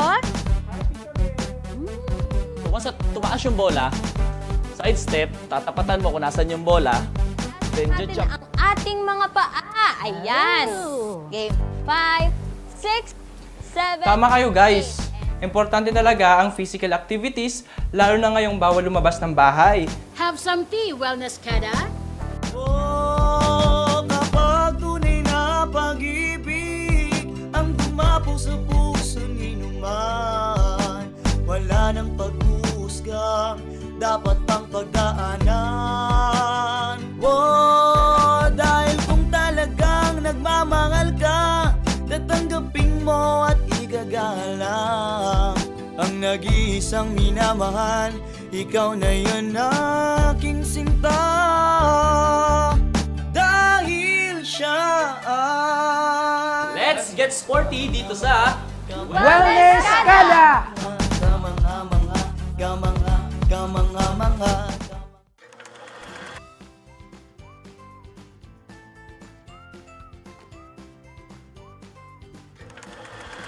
Mga bata, nanay, tatay at lahat ng guardian, abangan ang mga bagong palabas na ito dahil marami kayong matututuhan at tiyak na mag-e-enjoy kayo.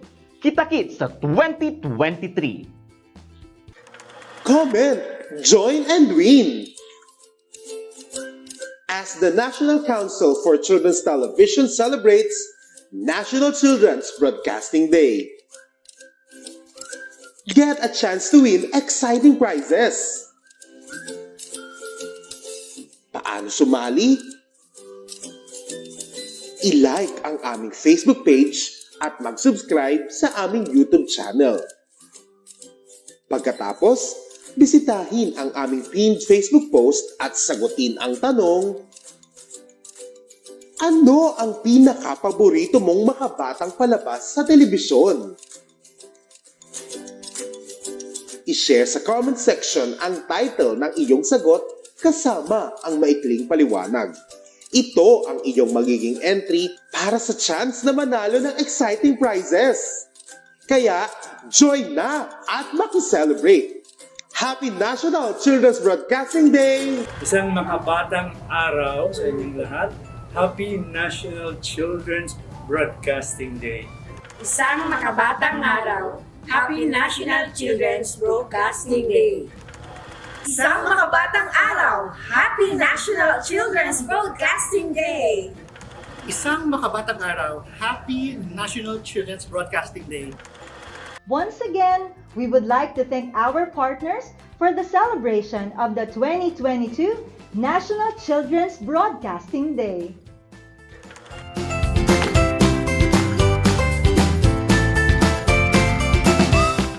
Malaki ang papel na ginagampanan ng mga broadcast television networks sa paghubog ng pag-iisip at kamalayan ng mga bata. Mula nang ilunsad ng NCCT ang Child-Friendly Content Standards o CFCS noong 2019, maraming mga TV stations na ang naging kaagapay ng NCCT upang siguruhin may sapat na child-friendly na mga palabas ang mapapanood sa TV. Sa ating selebrasyon ng National Children's Broadcasting Day, sasamahan tayo ni Teacher Sally upang kilalanin ang mga TV stations na ito, pati na rin ang ilan sa mga bagong TV stations na ating aasahang tutulong sa pagsusulong ng mga pambatang palabas. Isang makabatang araw sa ating lahat. Ngayong araw ay kasama ninyo ang National Council for Children's Television o NCCT upang ipagdiwang ang National Children's Broadcasting Day o NCBD, alinsunod sa Republic Act No. 8296. Tinatakda ng batas na ito ang pagdiriwang ng NCBD tuwing ikalawang linggo ng Disyembre taon-taon. Ngayong araw din ay ating kikilalanin ang mga broadcast TV stations na lumikha at patuloy na lumilikha ng mga palabas na pambata alinsunod sa Child-Friendly Content Standards o CFCS. Ang CFCS ay isang gabay na nabuo alinsunod sa RA No. 8370 o ang tinatawag na Children's Television Act of 1997. Partikular, ang Section 9 na nag-uutos sa lahat ng free-to-air TV stations na maglaan ng 15% ng kanilang total daily airtime para sa mga palabas na pambata. Ngayong taon, atin ring kikilalanin ang ilang mga bagong TV stations na nag-register sa NCCT at nangakong lilikha at magpapalabas ng mga programang angkop sa mga bata. Ngayong ikatlong taon ng implementasyon ng CFCS, mayroong 7 TV stations na patuloy na tumatalima rito at 5 bagong TV stations na inaasahan nating tutulong sa pagsusulong ng mga pambatang palabas. Ang mga istasyong ito ay formal na kikilalanin ng NCCT dahil sa kanilang dedikasyon na gumawa at magpalabas ng mga programang educational and informative, value-laden, and age-appropriate. Ang mga palabas na ito ay tumutulong upang hubugin ang karunungan, kabutihan, at kamalayan ng bawat bata. And to formally award the NCCT's Trophy of Acknowledgement, allow me to read the citation. The National Council for Children's Television recognizes CNN Philippines. Isang makabatang araw. In Proverbs 22:6, it says, "Train up a child in the way he should go. Even when he is old, he will not depart from it." That is why CNN Philippines stays committed in supporting children's television and child-friendly television programs. Because we believe that it is our duty to protect and safeguard our children so they will have a bright future. We value the next generation because truly, they are the future of our country. Together with NCCT, we will do our best to champion the welfare of children. Together, for a child-friendlier TV, this is CNN Philippines. Happy National Children's Broadcasting Day. Eagle Broadcasting Corporation, Net 25. GMA Network Incorporated.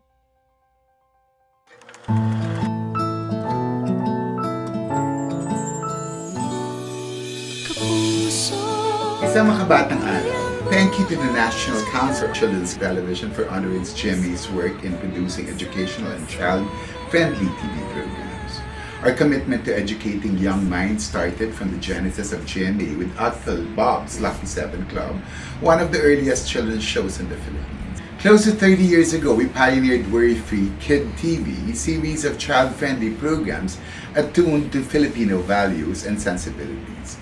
This was cited by UNICEF as a model for children-friendly television. Today, you probably heard of Maria Clara and Ibarra. A broadcast victory in various barometers, content, ratings, and most importantly, in education. We have received rave reviews and millions of views for Abot Kamay na Pangarap, an inspiring story of the Philippines' youngest neurosurgeon, and have inspired young entrepreneurs through Startup PH. Among our other TV shows for the Filipino child are Family Feud and Amazing Girl, both hosted by Ding Dong Dantas. We also have Born to be Wild, a groundbreaking environmental and wildlife show. Biyahe ni Drew, a popular travel show that takes viewers on a budget-friendly adventure. And I Believe, hosted by DOST Ambassador Chris Chu. We also produce a top-rating weekly fantasy anthology show, Daig Kayo ng Lola Ko. The family Mercado-oriented show Sarap Diba, hosted by the Legazpi family, and the hit family sitcom Pepito Manaloto. For the Filipino children abroad, we produced Pinoy Aklatan, Filipino Stories for Kids, an educational program that promotes Philippine literature and the Filipino language. We also collaborated with film artists for the Stronger Together coloring book, which serves as a mental health intervention in the face of the pandemic challenges in New York, San Francisco, Los Angeles, Chicago, and Houston. We don't just create content for young people, but we also create with them. One such program is Stand for Truth, a news program produced by the young for the young. We created GMA Playground, a digital playing field with a wide variety of content for the modern day child. From children fantasy series and shows, interesting trivia and facts to trying out amazing toys and games. On the ground, we provide an avenue for learning and discourse on media and information through GMA Masterclass. Showcase GMA's cutting-edge technology, rich content, and quality journalism through GMA virtual studio tours, and constantly search for the next generation media practitioners through GMA Network Excellence Awards. Our education advocacy is also in action through the GMA Kapuso Foundation. We work side by side with our partners to build safe and sturdy classrooms and construct steel bridges that connect children to the schools. We are also teaching the importance of caring for nature through Kapuso ng Kalikasan. Asahan niyo po na ang GMA mananatiling buong puso para sa kabataang Pilipino. Together for a child-friendlier TV, this is GMA 7. Happy National Children's Broadcasting Day.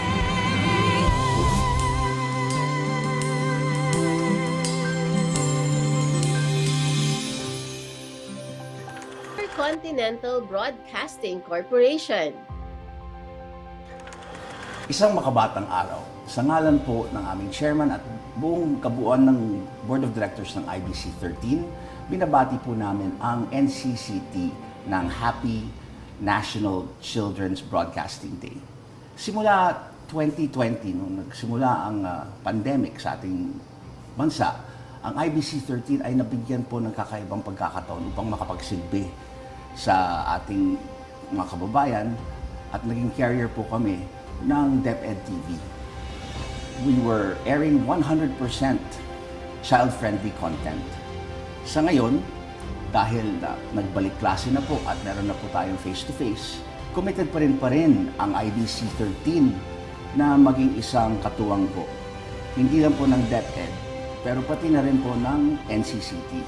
Sa ngayon po, we are now airing material and content coming from the NCCT, katulad po ng Docu-Bata, and there are several other new programs that will be coming also from NCCT.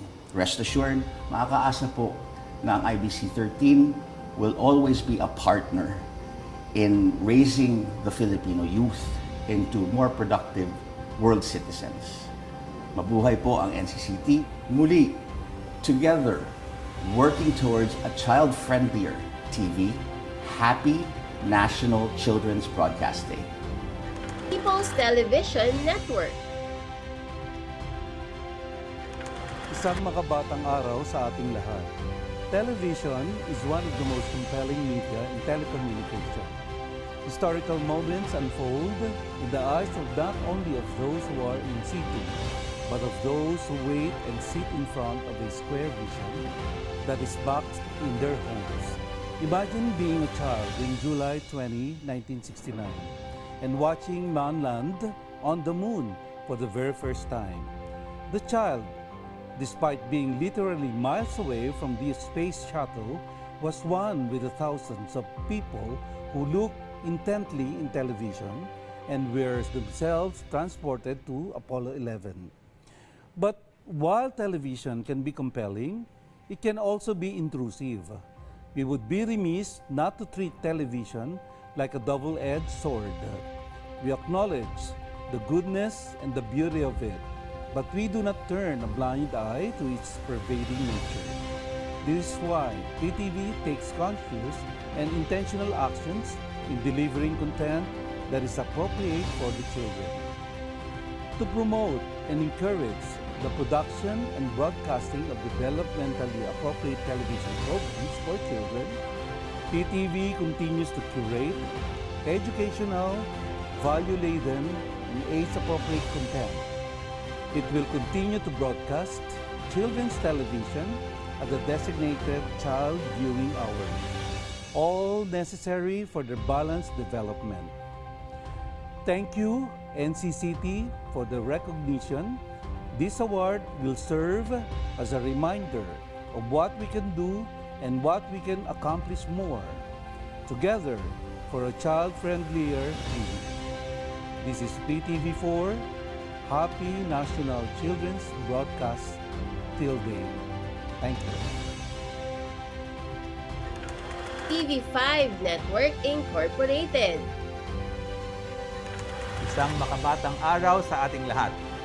Ikinalulugod po ng TV5 ang muling maparangalan ng National Council for Children's Television bilang isang child-friendly TV network. TV5 has always been committed to ensuring that what our children see on TV is educational, fun, and worry-free. And we are thankful to the NCCT for continuing to recognize our initiatives to produce and acquire programs for kids that promote learning and good values. Mula noon hanggang ngayon, hindi po nawawala ang child-friendly shows na mapapanood kada umaga sa TV5 Kids Block na binuo po namin para sa bonding ng mga magulang at mga chikiting. Every weekend, meron din po tayong Singgaling Kids na pinapakita ang galing at potensyal ng ating mga kabataan. These are just some of the TV programs that are perfect for family bonding. Yan po ang lagi naming goal, ang mag-enjoy ang mga bata habang natututo. Next year, patuloy po kaming magpapalabas ng mga programang ikatutuwa ng lahat, bata man o matanda, dahil iba ang saya pagsama-sama. And we are coming up with more exciting and fun-filled programs so kids and their parents can look forward to lots of surprises in 2023. Together for child-friendlier TV, this is TV5. Happy National Children's Broadcasting Day! UNTV. Isang makabatang araw, muli po kami nagpapasalamat sa National Council for Children's Television sa inyo pong pagkilala sa UNTV bilang inyong katuwang sa pagpapalaganap ng mga children's television programs at child-friendly TV programs upang mapangalagaan ang kapakanan ng mga maliliit nating mga anak, pati na rin po ang kabataan. Makakaasa po kayo na aming sisiguraduhing mapapanatili ng UNTV na makapag-produce pa ng mga palabas na makatutulong sa paglinang ng kaisipan ng mga kabataan sa mga positibong mensahe. Ito po ang commitment ng UNTV sa ating mga anak sa pangunguna ng aming President at Chief Executive Officer, Kuya Daniel Razon. Ako po si Rina Villamor Camara ng programang Good Morning Kuya. Together for a child-friendlier TV, this is UNTV. Happy National Children's Broadcasting Day. Zoe Broadcasting Network Incorporated.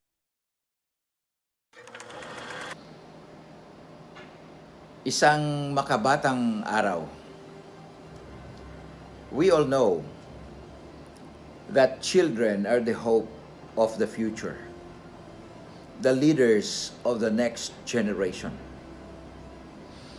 Preparing them today is our contribution for the future of our beloved Philippines. Zoe Broadcasting Network believes in Proverbs chapter 22 verse 6 that says, "Train up a child in the way he should go, and when he is old, he will not turn from it." We commit to air programs that will enhance the physical, mental, emotional, and most especially, the spiritual growth of children. It is our prayer for God to bless and to guide the Filipino children. Together, for a child-friendlier TV, this is Zoe Broadcasting Network. Happy National Children's Broadcasting Day. Sunshine Media Network International. Central Luzon TV, CLTV 36. Isang makabatang araw sa inyong lahat. Nais pasalamatan ng CLTV 36 ang mga bumubuo ng National Council for Children's Television sa pagkilalang iginawad ninyo sa aming istasyon. Tulad ng mga katagang binitawan noon ng ating pambansang bayani na si Dr. Jose Rizal, kami sa CLTV 36 ay naniniwala rin na ang kabataan ang pag-asa ng bayan. Sa mahigit 15 taong simula nang maitatag ang aming himpilan, nakaukit na sa amin ang layuning pagyamanin ang mga potensyal na mga kabataan sapagkat sa kanila nakasalalay ang kinabukasan ng ating bansa. Dahil dito, nabuo ang aming mga programa tulad ng Kasaysayan Throwback, Iskulitan ng San Lorenzo Ruiz Center of Studies and Schools at Kwentong Chikiting, kapartner ang Vibal Publishing. At noong taong 2020, habang tayo nasa gitna ng pandemya, nakipagtulungan ang CLTV 36 sa City of San Fernando, Pampanga Schools Division Office, Provincial Government of Pampanga, at sa Department of Education para ipalabas ang programang Teleskwela sa telebisyon. At dahil dito, nabigyan ang mga mag-aaral sa Pampanga mula grade 1 hanggang grade 12 ng access sa edukasyon nang hindi na kailangang lumabas ng kanilang mga tahanan. Kaya naman sa mga darating pantaon, ang bawat isa ay makakaasa na aming gagampanan pa ng mabuti ang aming layuning palawakin ang kaalaman ng mga kabataan tungkol sa iba't ibang issue, pampolitika, kabuhayan, edukasyon at kalusugan. Kami ay patuloy pang maglalahad ng mga dekalidad na programang naglalaman ng mga totoong impormasyon kaugnay sa ating makulay na kasaysayan, iba't ibang kultura at mga natatangi nating mga tradisyon na ipinamana pa ng ating mga ninuno sa atin. Sa pamamagitan ng mga ito, mapapaunlad ng husto ang pagiging kritikal, kasanayan sa pakikipagkomunikasyon at pagiging makabayan ng mga batang Pilipino. Sa tulong ng mga makabagong teknolohiya, kami magpapatuloy pa sa paghahatid kahit anumang oras at kahit saan ng mga programa sa telebisyon na malikhain, nagbibigay kaalaman, nakapagtuturo at nakakaaliw. Muli, nais naming iparating ang aming taos-pusong pasasalamat sa National Council for Children's Television. Iniaalay namin ang karangalang ito sa aming mga tagapanood, lalo na sa mga kabataan na siyang inspirasyon namin. Together for a child-friendly TV. This is CLTV 36. Happy National Children's Broadcasting Day.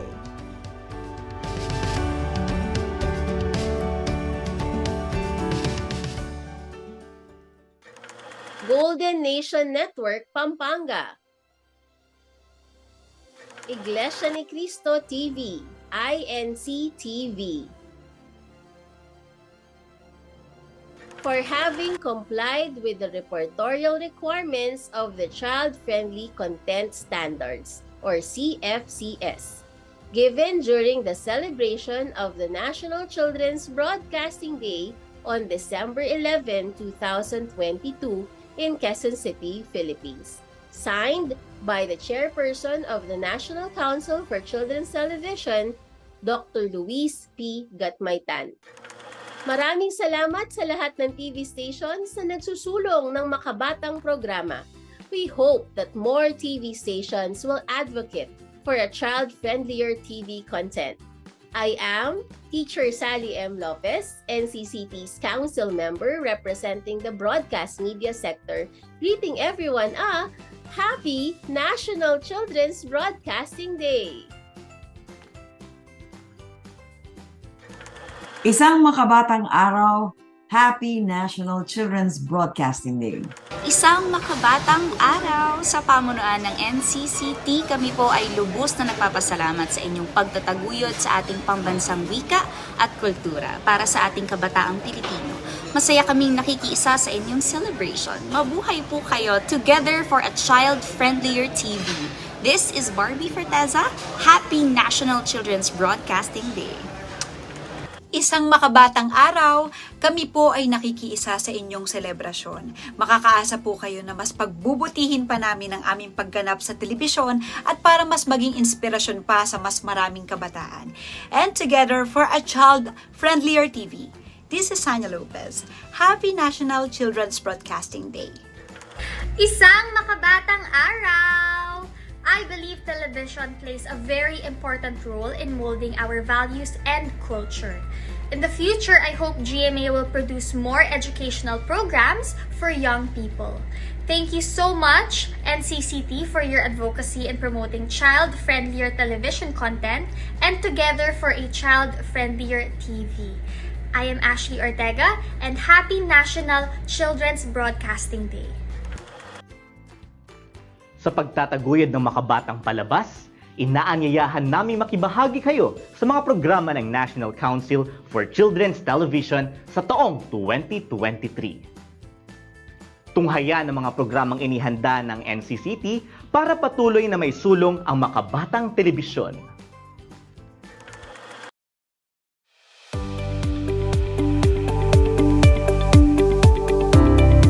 Since activation, the National Council for Children's Television has been coping with the fast-changing media landscape in the Philippines to serve its stakeholders. Due to the constantly evolving technology, television programs and other media content have become more accessible to children. This media convergence allows television programs and content available to any media platform anytime, anywhere, which leads to issues and concerns need to be addressed. As a government agency that encourages the production and broadcast of developmentally appropriate media content for children, NCCT will prioritize on developing programs, guidelines, and policies toward a dynamic and child-friendly environment that contributes to the holistic development of Filipino children. To serve as the strategic guide, the NCCT will establish a comprehensive development and protection program that will convene government and non-government organizations to work on research, policies, and programs on children's media, and to establish a television violence rating code as mandated by law. The provisions on the child-friendly content standards launched in 2019 will be strictly implemented to ensure the compliance of all broadcast television networks to allot at least 15% of their daily total airtime to children's TV or child-friendly TV programs. NCCT will continue to conduct dialogue with content creators to discuss pressing issues on children and media. Broadcast television networks, content creators, and producers are imperative so that Filipino children have educational, informative, value-laden, and age-appropriate shows to watch. To organizations, TV stations, advertisers, and individuals who exert an extra mile to ensure a dynamic and child-friendly media environment will be recognized during the National Children's Broadcasting Day every second Sunday of December. As NCCT supports the skills and passion of independent producers, the administration of the National Endowment Fund for Children's Television will be sustained through partnerships with concerned government agencies and grant-giving organizations. Recognizing the talents and creativity of young and budding documentary filmmakers, DocuBata, isang pagdiriwang ng dokumentaryong pantelebisyon para sa batang Pilipino, will remain as avenue to express ideas and opinion on societal issues through broadcast quality and child-friendly documentaries. NCCT will also continue to broadcast on free-to-air television and to stream online so that people can watch content from NEFC TV grants and DocuBata. Disinformation, or commonly known as fake news, has been considered a problem in the Philippines by 9 out of 10 Filipino adults, or 86%, according to a recently administered survey. And to equip television viewers and media users with appropriate skills to access, analyze, evaluate, and create media content through media and information literacy, NCCT will strengthen its programs and services through strategic and sustainable partnerships with concerned national and international organizations.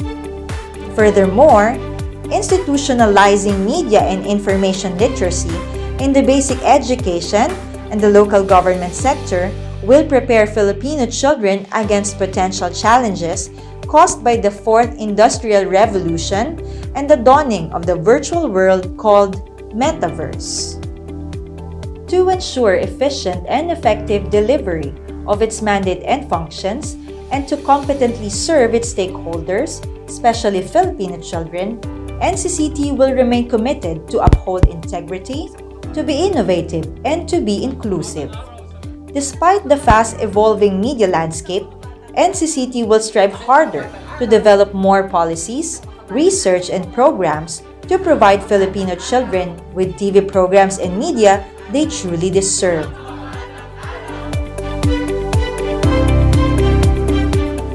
For updates and partnerships, you may connect with NCCT with the following information. Let us serve together for a child-friendlier TV.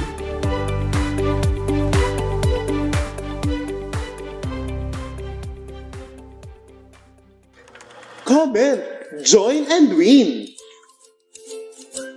As the National Council for Children's Television celebrates National Children's Broadcasting Day, get a chance to win exciting prizes. Paano sumali?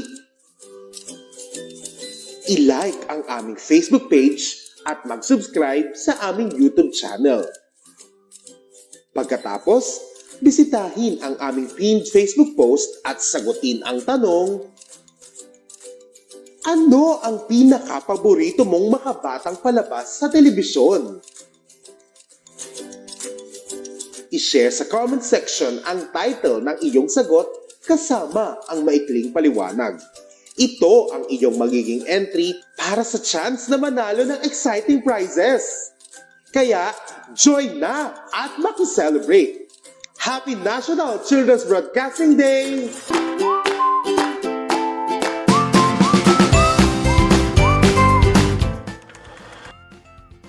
Once again, we would like to thank our partners for the celebration of the 2022 National Children's Broadcasting Day.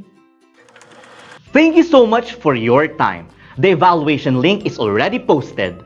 Please accomplish the form to help us improve our programs. Ang inyo rin pong evaluation ay magsisilbing raffle entry ninyo para sa chance na manalo ng NCCT advocacy materials.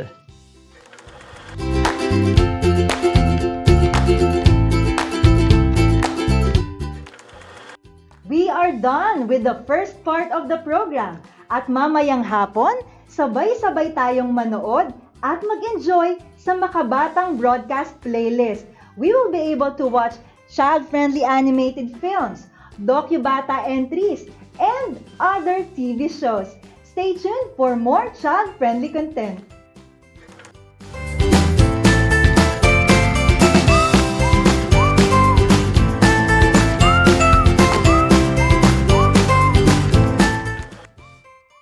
Hanggang sa muli, mula sa National Council for Children's Television, Happy National Children's Broadcasting Day! Paalam!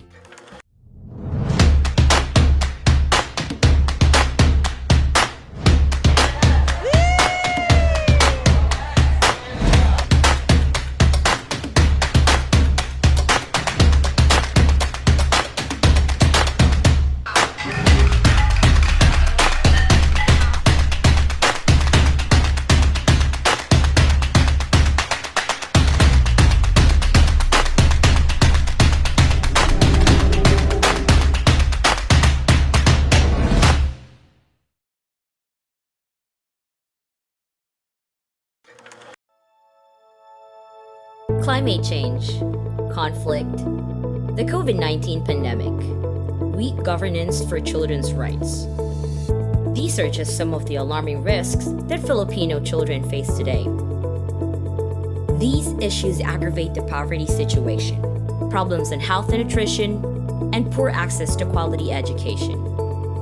They also contribute to the further marginalization of children who are already subjected to discrimination and inequality, such as children with disabilities and those from indigenous communities. to address these issues. Save the Children develop a set of goals to mitigate their impact and protect the rights of children.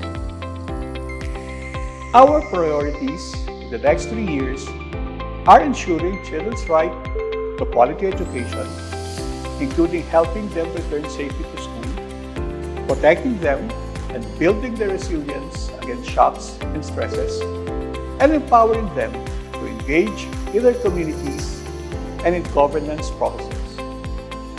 Along with these priorities, we will work with local government and community organizations so that children are protected. We will advocate for policies and services to make sure that no child is left behind. From 2022 to 2024, our goals are the following: children's continued learning, children's protection from and resilience to risks and hazards, children's meaningful participation, children's rights to a community and systems that protect them, children's rights to responsive and accountable governance. To accelerate Save the Children's impact and achieve our goals, we will strengthen our approach of co-designing with children, forge strategic partnerships, generate robust evidence on child-centered social accountability, advocacy campaign, and mobilization, onboard and engage fit-for-future staff, establish a culture of innovation, evidence, and data use, strong and diverse funding, and set up a social enterprise. Let us work with children to make sure their voices are heard and their rights are realized.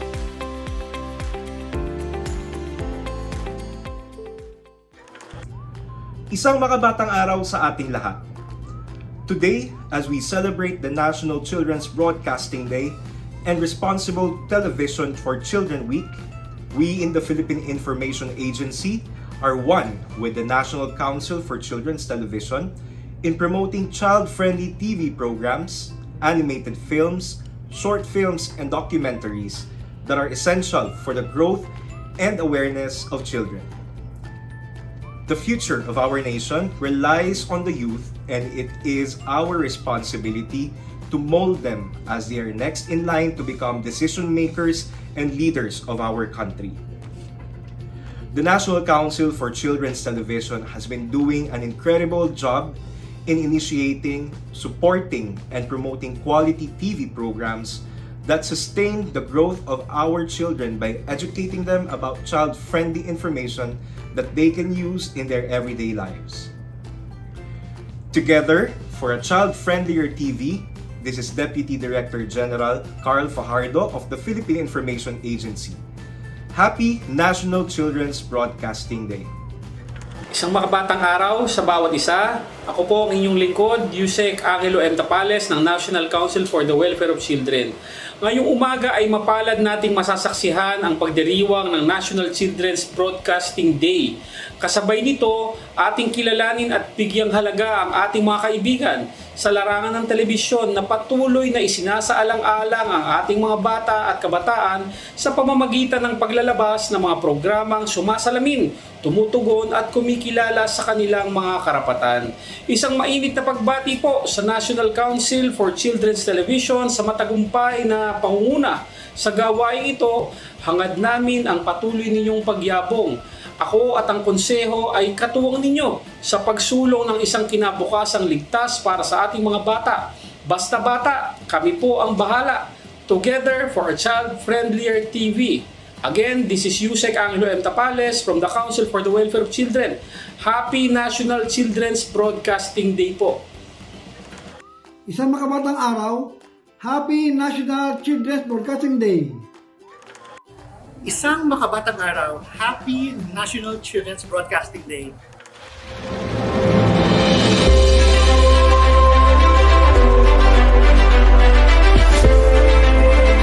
Isang makabatang araw po sa ating lahat.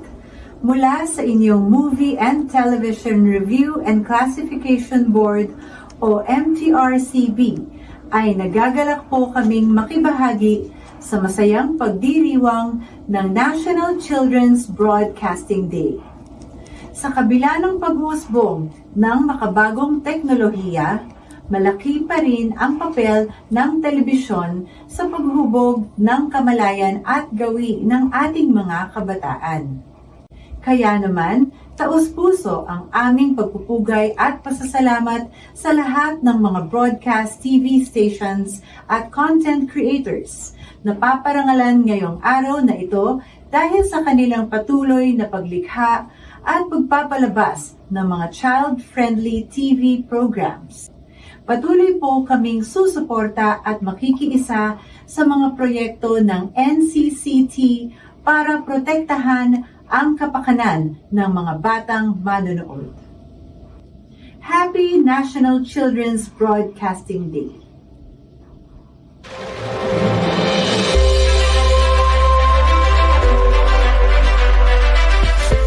Isang makabatang araw po sa ating lahat. So sa ngalan po ng aming NCCA Chairman, Pambansang Komisyon para sa Kultura at mga Sining, na Chairman Rene Escalante, at sa aming Executive Director na si Ginoong Oscar Saysay, at sa lahat po ng bumubuo ng NCCA, kami po ay nagagalak na naimbitahan niyo po sa programa ito. Happy National Children's Broadcasting Day po sa ating lahat.